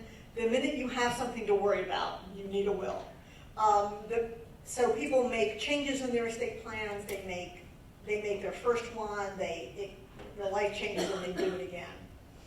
And anytime you do it again is a great time to think about Agnes Scott. And when you think about your classmates and all the people that you know, the people who say, I wish I could do more for Agnes Scott. This is what I can do now, and I wish I could do more. Those are the people who are your best, who are likely to have a legacy gift really appeal to them. And the reason I am telling you all this, there's lots of different ways to do it. I'm going to cut all this short. There's lots of different ways to make a legacy gift. If you want to make one, if you want to talk about Agnes Scott in your estate plans, I'd be happy to do that. I am not an attorney or a financial advisor, so that bottom line is really important. With the many ways you can do this, the last part is a big deal. So don't forget your attorney or your financial advisor. But the reason I'm talking to you about all this is that starting with your 50th reunion, legacy gifts count in those class gifts to all funds. So if you make a legacy gift and you tell Agnes Scott about it, just sign a piece of paper that gives us your estimate of what that value might be, and that number rolls up into your class gift to all funds. This is where the massive numbers happen. It's really fun and exciting. People get thrilled. They hear a number. Everyone speculates about who that might be in their class. Likely it's like multiple people all added up. But, and you'll never know. That's the other thing. Totally confidential. We do not share that information with anyone. Fund sharers do not know. Classmates do not know. So it's a fun way to express your values. Do something wonderful for the college at a time when you will never need it anymore, and then sweep the trophies. You know what? There are other things. This is just how you do it. How you do it is you speak with me or another development staff member and write down the details and sign it. It's pretty simple. Everybody in your notebooks will have this information. This is a packet that is in the notebook, but I also have extras in case anyone wants one. What's in the notebook? Yes, you do join the Francis Winship Walters Society, and it's a nice thing to be a member of. I'm wearing my Francis Winship Walters pin, which is also a necklace, if you want it to be. And it's really pretty, and I like wearing it. I don't know what else I have to say. Let me see. So, how do we promote this? We promote it with digital marketing, personal conversations, and fund shares. If you would like to promote this to your classmates, I have things we can put into your letter. So that is what the packet has in it, is all the materials that we can add in. There's different pages, you know. So that'll be in your notebook. And then, I think that's about all I have to say. I do have one more thing to say to those of us who are turning 70 this year, or 70 and a half. I'm always the person who will ask about IRA giving. Everybody has questions about this, and I just want you to know it's an easy thing to do. When you turn 70 and a half, you can start giving from your IRA. It is a great way to give because traditional IRA is pre-tax. If you give from your IRA, you're not going to pay the taxes on that you would otherwise get if you just drew it down for yourself. So keep your own money and give away your IRA money. That's right.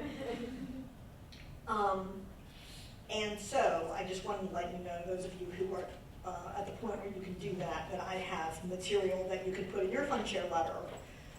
That's also about this kind of giving, because it's confusing to people who have never done it before, and that makes sense.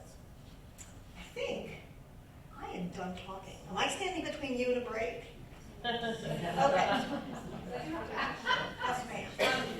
For 70 and a half, does that mean in 2025? I mean, when you said this year? Whatever calendar year you're in. And your birthday falls. It does change. That is for this year. 70 and a half means you can withdraw money from your IRA as a charitable gift and not pay taxes. 73 and a half for this year, because it goes up every year, is when you must take a required minimum distribution, and you can use that to give. So that's why there's two numbers. Does anyone have any questions about anything that I just said or anything that Amy said? All right, I am officially done. Thank you so much for being here this morning. So I'm not going to walk through each page, but I am going to say, I'm going to tell you what's in the notebooks, okay? The first thing you have are 2 class directories. These were pulled on June 4th. So if any updates came in kind of after June 4th, they won't be in here, but the point of having these is that you can give us updates. And we have 2. If you have some today and want to give us back one, that's fine. We have red pens if you want to make updates, or you just hold on to both of them. You can email us updates, or take a picture of the updates you make on the directory, however you want to get them to us. And then we have a records manager who will make all those updates so that by the time you get to reunion, you'll have the most updated version of this. And it's really important for us to have good contact information, and for you too, because that way we can engage the most people in your class. And again, I think it was Amy who said if it says left early here, those people are still engaged with us. So definitely, they're alums as well. Some of them say invalid address, which means we don't have a valid address, which means in which case we didn't put it. Well, no, some have them and some don't, but that means we've had mail returned to us. I think emails, most people work on email now, and so getting those are is very important. All right, you also have this, we're going to refer to this later, but you have a purple folder in your notebook. The purple folder has documents that we want you to fill out and return to us today. You will be giving us back the purple folder. Yes? You said if it says left early, they are still engaged in some way? In some way, or they've kept us up to date with their information. Now, if it says left early and invalid address, I can't tell you, how engaged they are, but they're still considered alums. Yeah. So if they're not engaged, we want to re-engage them, but we still have them on our list as alumni. Thank you. Yeah, so it could be a variation of the engagement. I don't know how engaged, each individual, but consider them your classmates. All right, next you should have the planning resources online document with a QR code. Can you see that? Or do y'all not have that? Yes. You're looking at me, Pam? Oh, okay. I was looking at the directory. Oh, sure. The QR code leads you here to this part of the website. We tried to update everything we could up to this point, but some things we will be updating. I think it looks all pretty updated. If it says view now, it's been updated and uploaded. This is fabulous. Thank you so much. It is awesome. I looked at it yesterday. I did not do this, but we repurposed a lot of information. We actually got it out to you on Thursday. We tried to get it out at least a week before, but we are a little understaffed right now. And so we weren't able to do that, but all of these things are going to be resources for you. And so like if you don't want to sit down and read your whole notebook, it's all right here. All right, next we have a plan on the page and a checklist. These are, you've got one copy in your notebook and one copy in your folders. We hope that by the end of today you will have a plan and you will be able to check off some of these things on this checklist.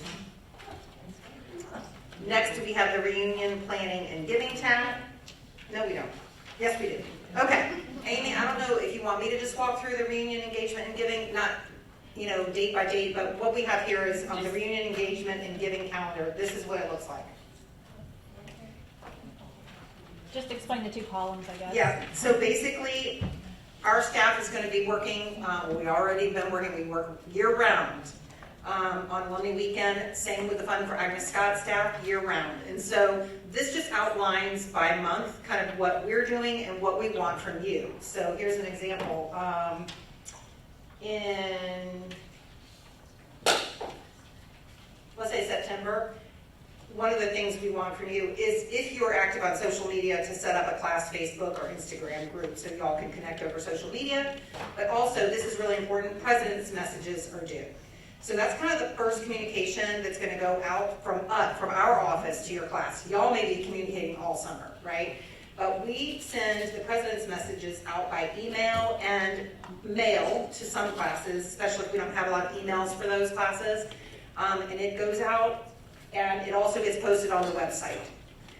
So we are going to say to you, like September 1st, okay, make sure you get your president's messages in. I don't want that to be a surprise to anybody. So if your class president isn't here, it doesn't need to be written by the class president, but normally is signed by the class president. So it can be a collaborative effort where that person can do it. Oftentimes I've ended up drafting things. Some of the things that go into the president's messages, for example, and we have samples in the notebook, are some of the highlights that President Zach gave today. Because following up a couple months later is the reunion chair letter. That letter is more like, here's what's happening at our reunion. Here's what's happening at Alumni Weekend. And it is printed and mailed with the brochures that go out in January. So that is all on this reunion giving and engagement calendar. So all these dates are lined out for you. Next, we have our staff contacts.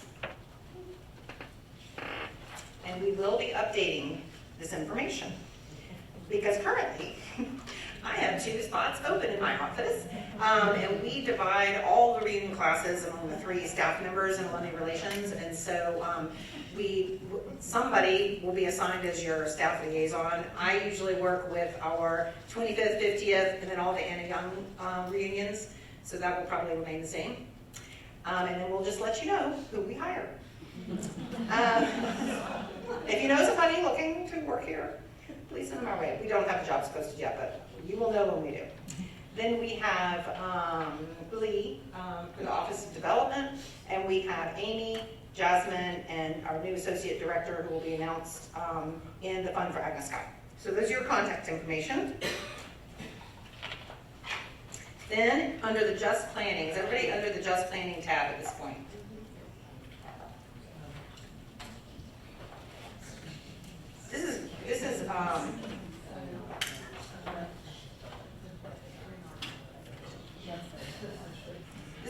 You can keep coming back to this document because you're not memorizing it, but it really does answer a lot of questions. There's 2 documents that answer a lot of questions. The who does what is one.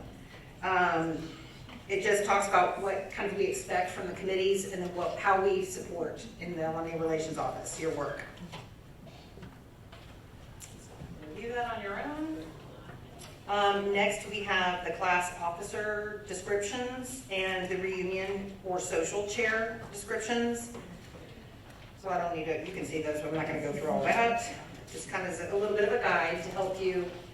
It's not, all these things are, well, most of these things are suggested in terms of social gatherings and things. You can do as few or as many as you want. A lot of people do Zoom classes, Zoom meetings to lead up to Alumni Weekend. Then we have, okay, special considerations for your Alumni Weekend reunion class party. Is everybody on that page?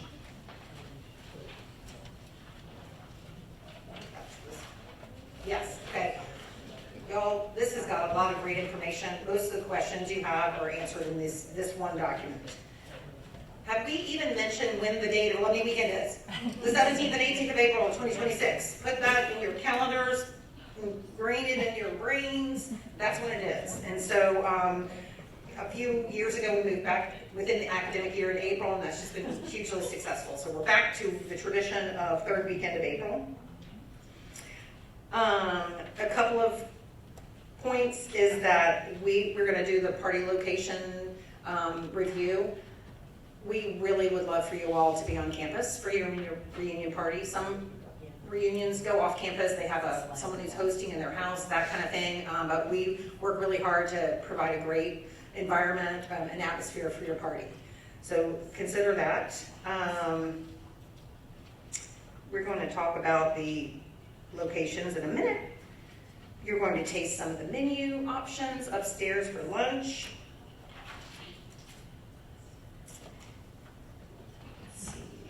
We are going to also include a budget worksheet. I think it's in the folders. It's in the folders. If it's not, we will get that to you. But basically, that's going to help you set out, it's not in the folders, but we have it upstairs. That's going to help you figure out your class party price. So we give you a worksheet. The one online is better to, because it's actually, you're able to plug in numbers. I'll show it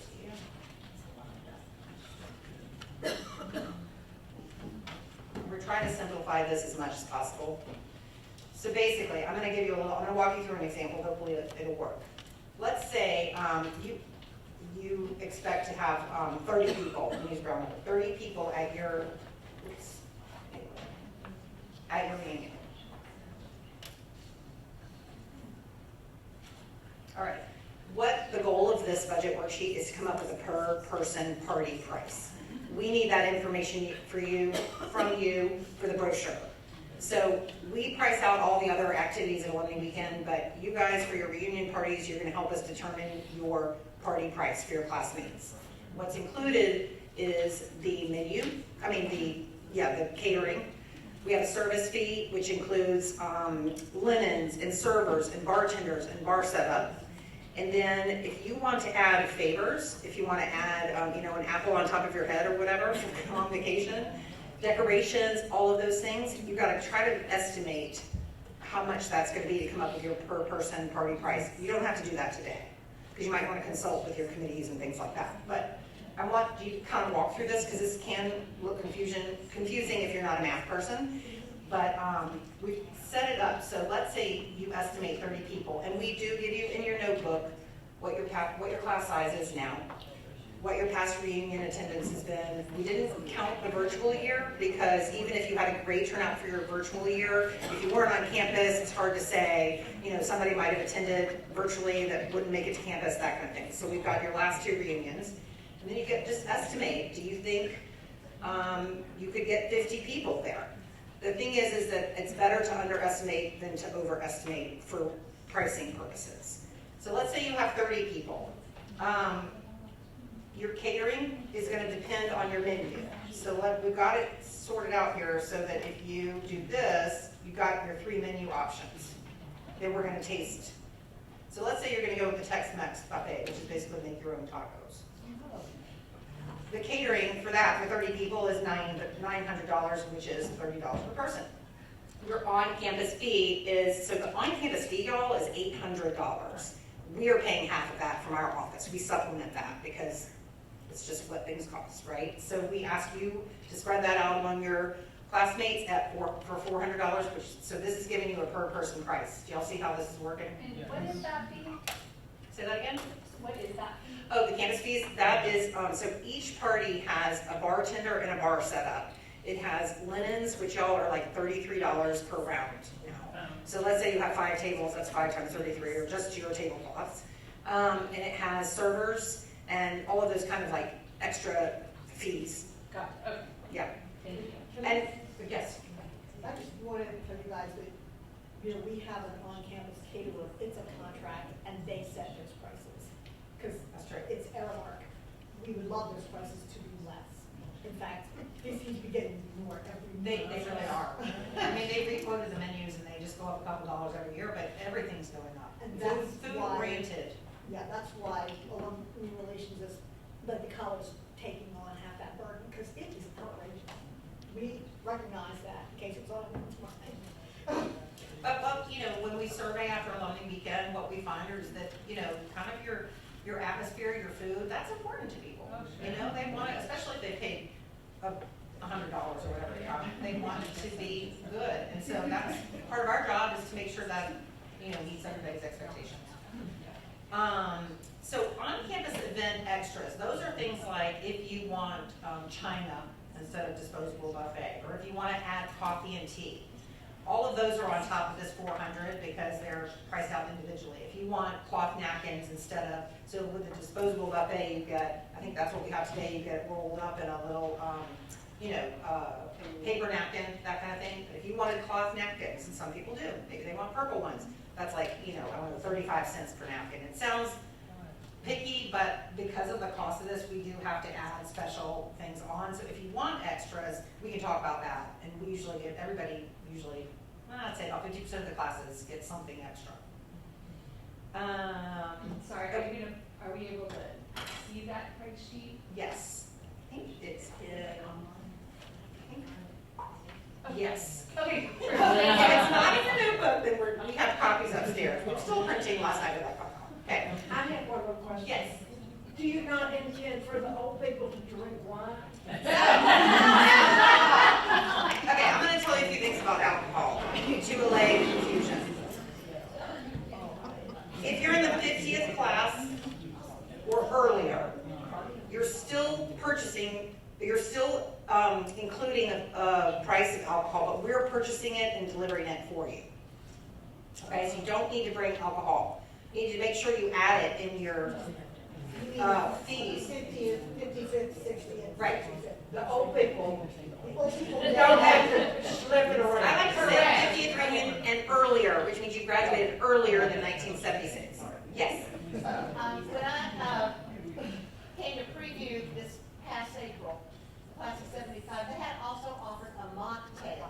Yes. Now, can you tell me how they came up with it? Did someone on the college create that for them? They said we want apple juice and sparkling water and I don't know what was in it, but it was delicious. Ginger It was a beer. mocktail. Yeah, they did all of that themselves. Okay.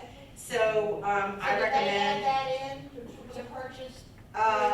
So they did. I think somebody donated those ingredients. But if you did want to do like a mocktail, you would want. I would say that would come under miscellaneous. Okay, thank you. Alcohol is just alcohol. Now every menu or every all the catering comes with water and tea. It's sweet tea. I think you can also request unsweet tea for no extra charge. But if you wanted anything else, either you bring it yourself. Like let's say you want an array of sodas. Most people bring that themselves. Or you can order it from catering, but it's like $1.50 a can or something. It's expensive, maybe $2 a can. I don't know. As much as you can do yourselves is better, and that's why committees are important, because even if you only have one person who's bringing mocktail ingredients, that can be their job. You know what I mean? And so drawing people in to help with all this. And that was really cute, because they were the Johnny apple seeds, so it was like ginger beer and apple juice, and yeah. So what we recommend, there are calculators online for how much money you need to put in to fund your alcohol. We do only have wine and beer here on campus. We're only licensed for wine and beer. So we say about $8 to $9 a person per person. Even if, so it all kind of evens out. If you have people that don't drink, it evens out at 8 to 9 per person. So let's put 8. No, let's put 9. Because here's the other thing. When you have people bringing the alcohol, you got to give them a budget so that they don't all buy, Veuve Clicquot champagne or something.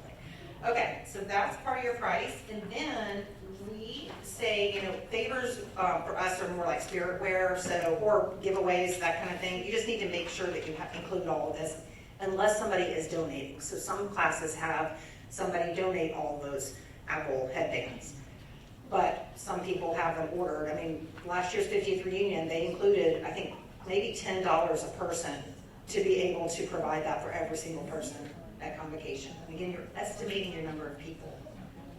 So next we have, so let's say for favors, we're going to have $5 a person. For decorations, we have, you can make fun centerpieces for your tables. There's all kinds of stuff that you can do to enhance your party space. You can do like string lights. I mean, all of that is on you guys. We provide like a basic setup with tablecloths and that kind of thing, but music, all that kind of stuff, y'all can figure out. But so one class last year wanted to have a DJ. DJs are really expensive. And they worked that into their party price, but then in the end, they didn't get enough people. Now, they estimated 100 people for their party, and they got like 70. That but based on 100 people, they couldn't afford a DJ, but they knew this going in, because that's another thing, we update you every week leading up to Alumni Week about how many people have registered, and then it's also put up online. So, okay, so decorations, let's say you want to do $5 a person for that. Oops, not 55. And then miscellaneous, again, could be your spirit wear. Let's say you want to put, I don't know, $10 a person for that. So right now, based on 30 people, your party ticket is $53, which is actually not bad, considering you have $30 worth of food included in that. $5 over everyone's favors? Yeah, $5 per person. Oh. You don't have to do that. Oh, I thought. Oh, I see what you're saying. Okay, sorry. Let's say we want, you're right, $5. No, it should be 150. Oh, shoot, okay. Take that out. Yes, so, You just change the sorry, formula. you need the total, okay. Let's say you want $100 worth of favors, right? Oh, I did change the formula. I'm just gonna do undo. Okay. Thank you, whoever pointed that out. So let's say $100 for favors and $200 for decorations. Let's say you're gonna get some fancy flowers. And for spirit wear, miscellaneous, you're gonna do like a great deal on headbands for $100 for 30 people. Now you have your person, per person charge at $65. Does that make sense? Yes. It can be confusing, but we try to make it as simple as possible, and then again, we're here to answer questions. But we need you to think about, again, how many people are coming, you think will come, or you can get to come, and where you want to spend your money. And how much is just registering for Alumni Weekend? Yeah, so we have a couple options for registering for Alumni Weekend. Early bird, I think, is 15 or 20. I can't remember because I don't have the information right in front of me, but it is a really good deal. And we open early bird for about 3 weeks. Okay, and I would highly suggest that if people are concerned about the cost, have them, we give you the option, I think it's $15, to register for the whole weekend with just the registration fee of $15. Keep in mind that takes care of renting golf carts, photography. There's so many expenses around the Alumni Weekend that you just don't think about that we have to have this registration fee. I know when I worked here before, it was $6 for early bird and $12 for late. All the times have changed. So, okay, 15 is early bird, and then I think it goes up to maybe 30 for just the regular registration, which is open for about a month. Then we have a late registration, which is kind of like, last week of March, first week of April, and that's $50. And then we closed online registration at one point, and then people can walk up and register. But honestly, y'all, we really want people to register early because it really helps with resources. Think about it. We have to give our estimates to catering 2 weeks in advance. So if like another 25% of people register after that 2-week cutoff, we've estimated. And I see this because, again, in a post-COVID world, people don't make decisions about attending events until right before, oftentimes. It's very interesting. And also just to clarify, that registration fee doesn't include, like, if you buy a ticket to the lunch. That's right. Or We do offer, most of our events are free, but we have a couple of paid events. We have the Outstanding Alumni Luncheon, and then we have the Alumni Luncheon, which is on Saturday, the one that everybody goes to. That's our largest event. And then we have the class parties, and then, is anything else? Is there a fee? Oh, Friday night. I didn't get to this. We have those generational parties, that's like $10 or $15, and then we have the Hub Sing and an all alumni dance party. So, and we provide alcohol and all these stuff, so we have to, bear in mind. So we just have to cover all that, yeah. But, so the registration fee is just to register. And then basically we charge for events with food, like a whole buffet lunch. The faculty reception has food and wine, but we don't charge for that. So, does that make sense? All right. That was more than I wanted to go into, but I'm glad everybody seems to understand. And then back again, let's talk about reimbursements for a second. Because you do in your folders, you have the alcohol memorandum, and you have the green page is reimbursements. So our accounting office has gotten very, very strict, which is fine because they're audited, right? About reimbursements. And so the last time you did this, if you did it before, it was probably more loosey-goosey, honestly. And now we have policies in place. So essentially what that means is you need to provide original receipts. Now, when you submit for your reimbursement, you can send an email. And some of the receipts, like if you purchase something on Amazon, that is going to be an email, right? It's a digital receipt, but we still need to have that. We also, if you've never been reimbursed or received any kind of payment from Agnes Scott, the accounting team requests that we have a W-9 form on file. That doesn't mean we're going to report anything to the IRS. That doesn't mean, it's just, that form is the simplest way to collect the information they need from you to be able to send you a check, or mainly send you a check, or do a direct deposit. So it may seem like, at first, like, why do I have to fill out this tax form? That's just what they're requiring now. Anything else about reimbursements or the money side? Any questions about that? Yes. So just to confirm, so the way that would work is that for like class party, our classmates pay that to the college, and then y'all reimburse us. That's okay, right. So it's we're not asking our classmates to Venmo our reunion share or something. They pay to the college. Now, when you say they pay it to the college, Like the class party. It would be- oh yeah, that comes to us. So we Okay. keep all the money in a pot, and then when the bills have been paid, like catering and everything, we'll tell you you have $200 left. So then you can submit receipts for $200. Got it. Okay. And that's why you're budgeting, Right. right? Okay. Yes. Will y'all take care of hiring a bartender? Yes, well, we do all of that. Okay, good. Yes, yes.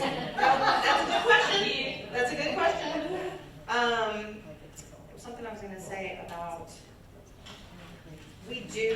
I will say, if you have a committee of 10 people and each person on that committee is spending money for the reunion, we try to get like 1 or 2 at the most reimbursement requests, and then have you guys send those people, like we will reimburse one person, then you can Venmo all those people. Because if we got 10 people, and that's extreme, but for each class, that's a lot of accounting for us to do. So that's one thing to keep in mind. All right, what's next? Oh yeah, and all this is in a document called Financial How-To. I am going to not save this. What? Mary, if Yes. if they have like, some classes will do an extra, maybe a brunch at someone's house or some Right. extra little thing, don't forget to budget for that as well. Yes, that's right. That's what it is. And same if you end up going off campus for your party, we had a kind of blank worksheet. That second part, if you want to not use our formulas and everything like that for catering. So yes, there's a financial how-to. Is that on here? Yes. So this is basically what I just talked about. Next, you should have a document that shows your past party attendance and your current class size. You see that? It's called Alumni Weekend Party Attendance. Everybody have that?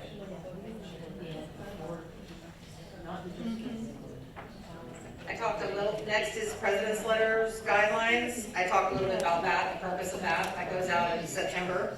And some samples. The second sample is what an email looks like. It's printed from our email. Next is reunion share guidelines.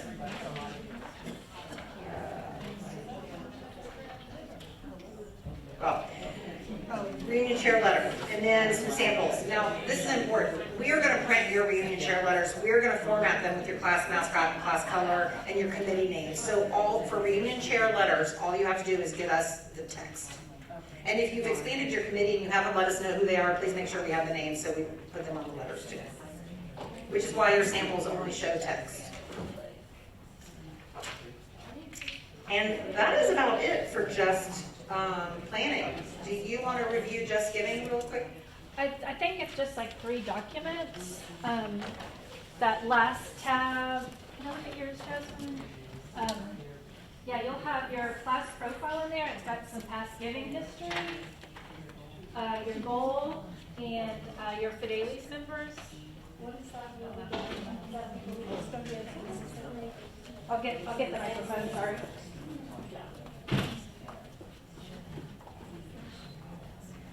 You'll have a class profile in the front. It's got some giving history on it. It's got a estimated goal. We don't usually set those until we finish this current fiscal year after June 30th. So it's most of you have some there, you have one number and it's set. Some have a range. We're not quite sure yet. Fidelis is really important.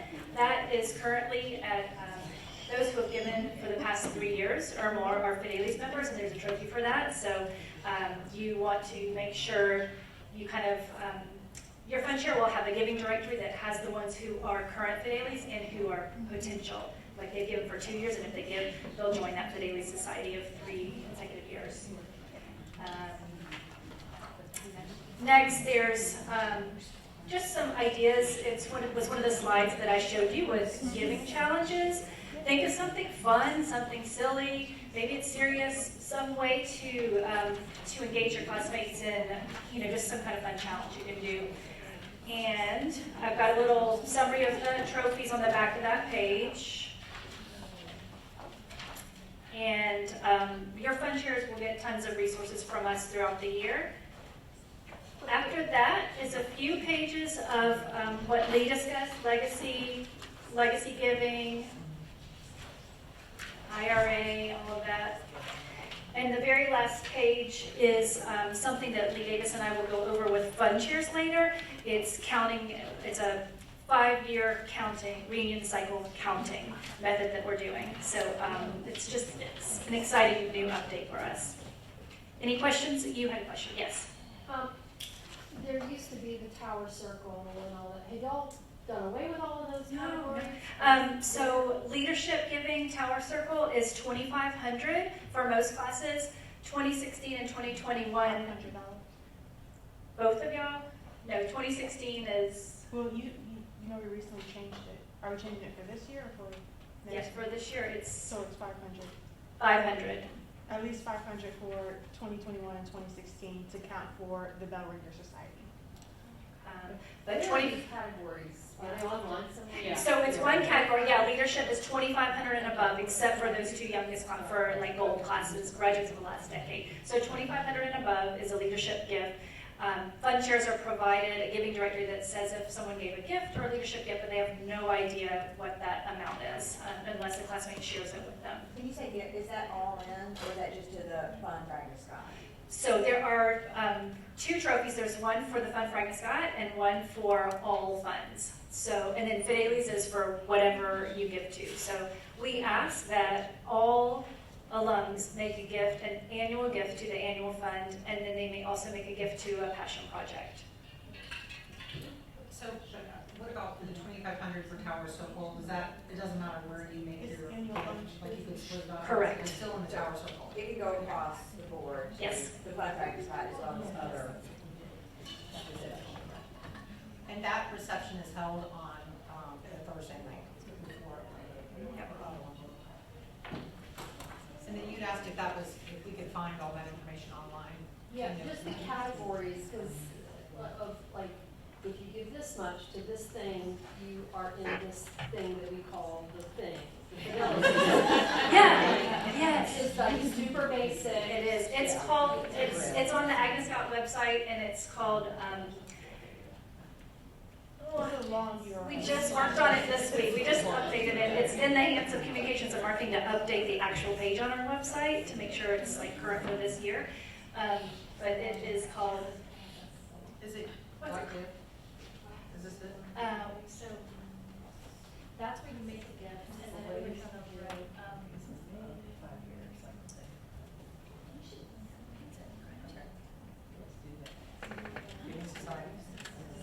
It may not be updated. Okay, it's not.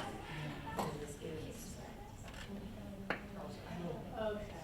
It's not quite updated. We just made changes this week. Okay. And sent it into our website. website person, so it'll be much simpler. I'll just put it that way. We've simplified it. So there's gratitude and then giving society. And the thing for your class to remember is that level is 25%. I also want to add for the giving societies, all this information, the fund chairs get a handbook at the beginning of the year from us. So they have all this information as well. So when push comes to shove, we have the website for the fund chair. This is their know-how. This is what they know. So you can also post That this just question. assumes that someone raised their hand to be fund chair. That's not. Let them know if they volunteer, they're well taken care of. I'm already in the class already. We do have one class who the president is the fund chair, not this year, but in one of the sevens. And we help that person a lot, so we are here. We're here for all of you. Secretary right now. We're here for all of you. Thanks, Mary. Sure. Okay, another thing that's in your folders is your class mascot page. Every single person, every class, not every class has a mascot, but not every class has an image. So we use these images in our branding and marketing, like your webpage will have an image, your beauty letter will have an image. So for example, our particular class, everybody in their purple folder has an image. Some of them people have drawn and they're really cool. 2016 doesn't have an image available. That doesn't mean you don't have an image. We don't have it. So we just want it on file. So basically, you've got everybody has a choice. Do you want to use this mascot? Maybe it hasn't been updated in 20 years. And you want a new version. Some of our versions are a little yellow, red. They're not going to be printed any bigger really than this size. Probably smaller. But like way back here, that's pretty low res. So do you want to use this one? Do you want to use the mascot logo? Some of our older classes never had a mascot, and so they have just use the logo, which is fine. Or do you want, or somebody is going to send us, and we have a deadline there, September 8th. So if you don't have it, or you want to change it, please make sure you get us one by September 8th. All right, are we ready to move on to the class party location? Yes. Now, we're going to do things better this year. Yes, Pete? Everybody's really thinking. We just do like a gallon stretch. Sure, everybody get up and stretch. Here, we'll do a big stretch around the room. Oh, no. Up and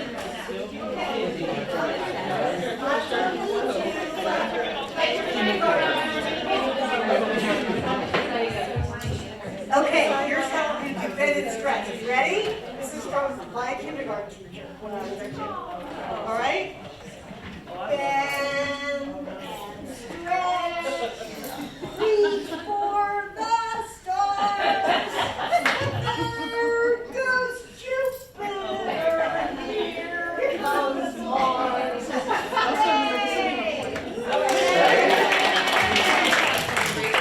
And this is why we don't give you the notebooks at the very beginning of the day. Because you want to dive in. You want to get started on your planning and thinking and all that. So we get it, but we're getting into the nitty gritty now. So this is how, forget everything from the past. This is how we're going to do location selection. What we discovered, well, here's what we're going to do. Everybody has a card in your folder, and it's specific to your class. What we figured out is based on class size and party type, there are spaces that are more appropriate for other classes than others. So we've basically put everybody into small, medium, and large, and the team got together and really thought this through. So you'll see your card, like the class of 2001, they're considered a large, not a large class, but that they'll have a large attendance. At Alumni Weekend, it's their 25th reunion. We want them to have large attendance.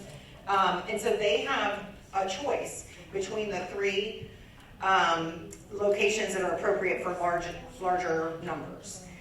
What we were asking you to do today, I'm going to walk through all the locations, but I want you to think about it, and before you leave, I want you to rank your preference 1, 2, 3. We're going to try to fit everybody's top or top two preferences for your locations. But that's how we're gonna do it, and we'll let you know where your party's gonna be located. Will we know that today? Or we No. know later? Okay. Yeah, because we're gonna have to take some time and figure this all out. Now, we have two special classes.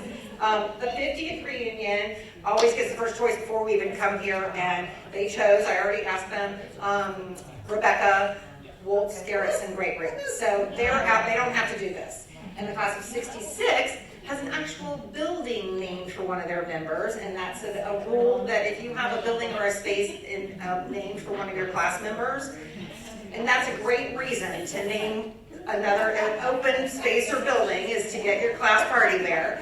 And so the class of 66 will be in Bullock Science Center. So 66 and 76 don't have to choose.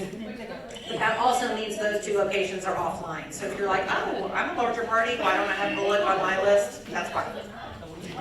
So let's quickly go through the party locations. Here are the three. So you really only need to worry if, you can look at your car. You really only need to look at if you're a smaller expected attendance, you're small. It says it on your card. Medium, large, same. All right, so the first one is, I'm going to walk through the smalls real quick. We've got all the Ann Register Jones conference suite in 205. It's a double room. You were only seeing one side here, and most of these have photos from party setups. The Alumni Garden, and the reason why that's considered small because the Alumni Garden is big, but if it rains, which hopefully, the party moves inside the Alumni House, and that's a smaller space. Or if it's hot or humid or buggy, whatever. Bradley Observatory. Already on the.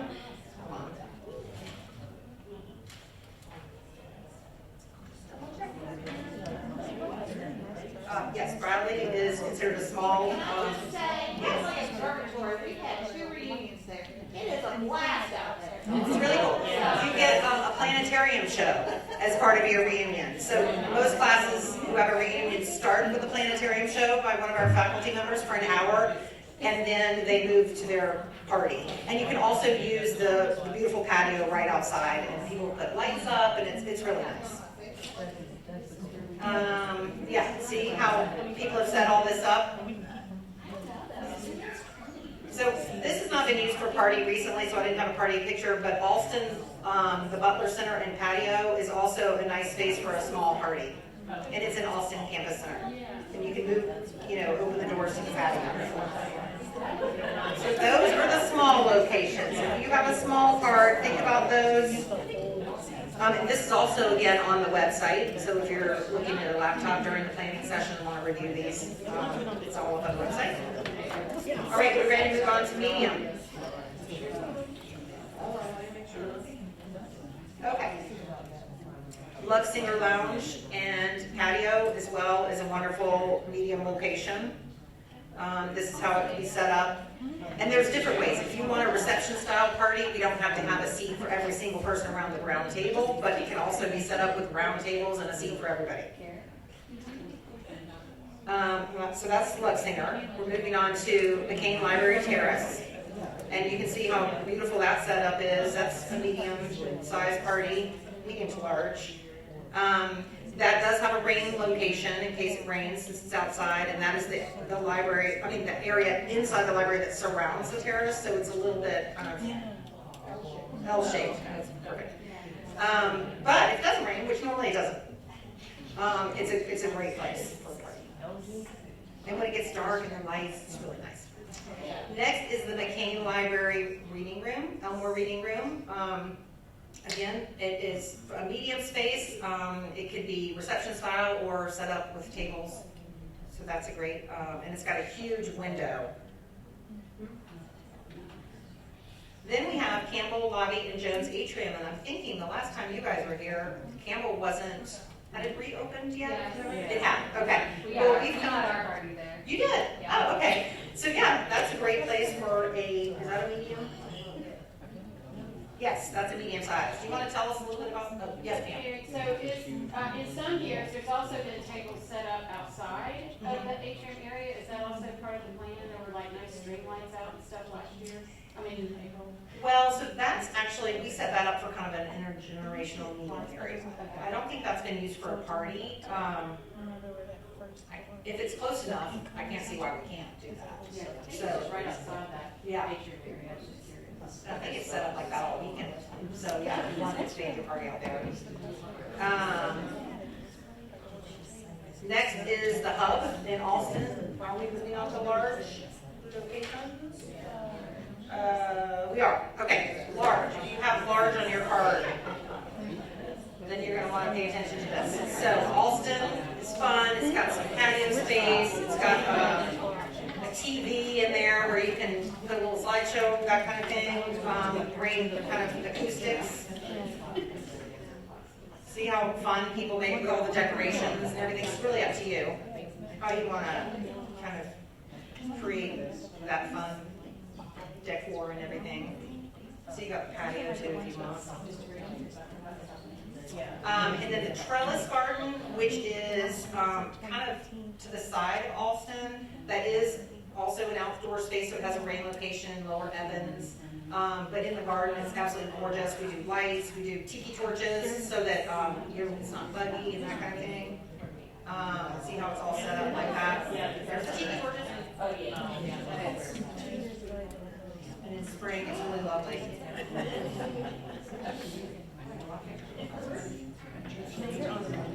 And then Dana Fine Art Building, the gallery. One thing about the gallery, it's a great space because you've got beautiful art all around you, but we do have to work around whatever the current exhibit is. And I don't have that information now, but just be aware that whatever setup you're seeing here, like we did move some stuff last year. We had a big sculpture right in the middle and they were able to move it, but we do have to work around the exhibit. So it's not one huge room, it's kind of like little side rooms and stuff. See how it's set up for, let's see, 1, 2, 3, 4, 5 tables there. And that is our location review. Anybody have questions about the location? We do work with you, by the way, on your setups, whether you want high boys, which are those, high tops, or what kind of seating you want. We work with you through our office and then get it all set up for you the way we'll do floor plans for you, all that kind of stuff. Yes. So if we want to have a secondary event, like a brunch or something, can we work with you all to see if there's space for us to have it on campus, or we'll have to do it off? Well, if it's on Sunday, it'll have to be off campus. We can work with you in terms of if you want us to collect money and then reimburse you for the cost of however you're doing that, but we're recovering on Sunday, I'll just put it that way. And what we do, because we did bring Sunday back for a while, and then just the events weren't attended that well. So, yeah. Really, if we wanted to have it like on Friday, say we wanted to have people come in and say, welcome back type of thing, would that be possible? Let's talk about that, because it just depends on what else is happening at the same time on campus and what spaces are being used and that kind of thing. Usually when people do additional events, they find other locations or at their people's houses, that kind of thing. But let's just talk about what you're thinking. Okay, thank you. Sure. Anything else? Time is it? It's 11:44. Yes. The combined class parties that the college is now doing on Friday. Yes. Is there anything that class officers need to do to help prepare for that at all? No, except I would encourage you to encourage your classmates to attend. Just show up. Yeah, they have music, they have food. Yes, Amy. And I just wanted to mention that the cohort parties on Friday night are a good time to encourage your friends from years right off yours. That's not their reunion year. It's open to all alums, so you can have those who graduate right before or after you. It's a really fun time. Yeah, that's a really good point. So we do open some of our events to everybody, and that is Friday evening, those generational parties, plus the Hub Sing and dance party. We get a lot of local people, local alumni come back for that, just so they can see their friends in other classes. Good point. Thanks. Yes, Susan? The class meetings will be on Saturday morning. Yes, thank you for And bringing people that. will be instructed as to how to do that. Conduct those. Yes, we provide a folder with all kinds of, another folder with all kinds of information, checklists. We do encourage you to try to identify your next team of class officers, whether you're renewing yourself or you're going to get somebody to replace you before alumni weekend. We have had people who didn't come to alumni weekend and then suddenly found themselves a class officer. But I think the whole process is a lot easier if you do it before alumni weekend. And then all you have to do is kind of like write in who those people are, and then you give that back to us, and then we know, because the terms of class officers does turn over at alumni weekend. Yes? They're about an hour. Yeah, we used to start them at like, I don't know, 8:30, and they'd be an hour and a half, and people were like, this is too early. So we start them at 9:30 now. We also have class photos.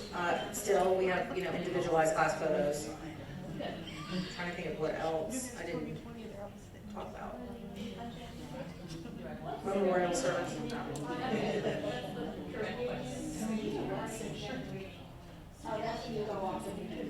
Yeah, so what we do with the reunion parties on Saturday nights, we stagger the start times because the catering can't get, 12 buffets at the same time.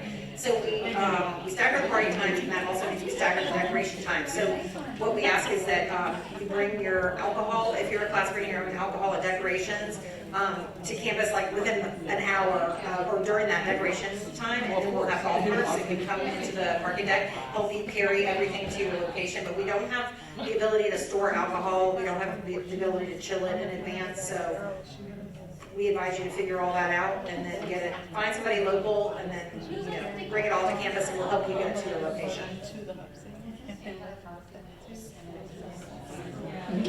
So are you guys about ready to go upstairs and have some food and start some planning? We're going to all rotate from table to table as you have questions and thoughts. But Pam has a question now. Can I say a quick word? Please. Oh, my gosh, Pam. I'm so sorry. Sorry, everybody. There is another agenda item. It's Pam. All right, let's go, Pam.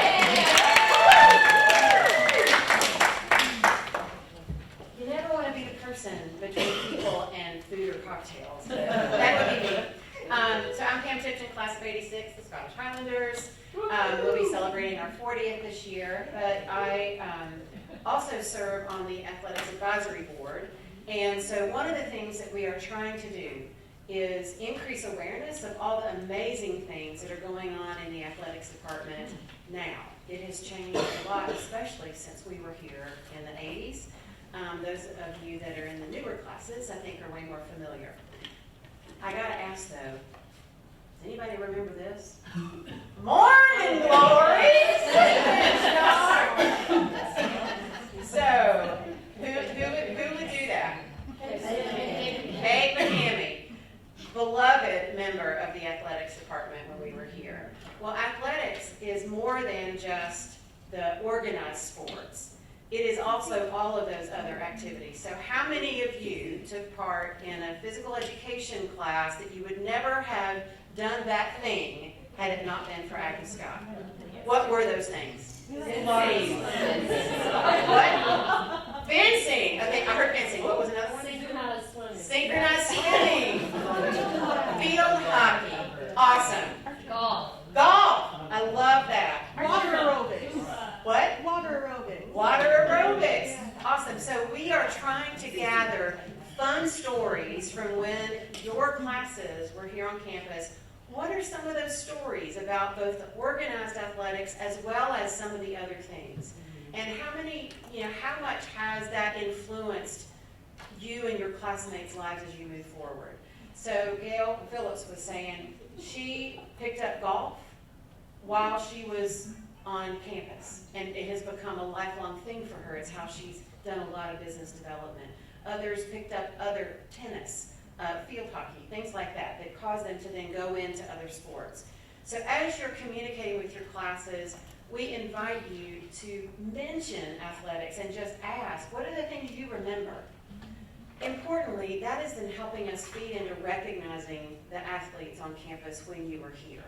We launched the Agnes Scott Athletics Hall of Fame about 3 years ago, and it is now a place in the PE Center where we've got images of those folks. One of the class of '85s was recognized this past, '84, excuse me. Sue Feast was recognized at this last banquet. And so I just wanted to remind you of the fun things that we got to do and ask that you, as you're communicating with your class, you'll help collect those stories, and we'll be sharing things out. I will share a couple of great successes. So there have been some renovations of the PE Center. We've got 2 brand new vans that are so awesome, that are wrapped, and so when they're transporting our student athletes to events, you see this Scotty Strong image showing up in a beautiful van.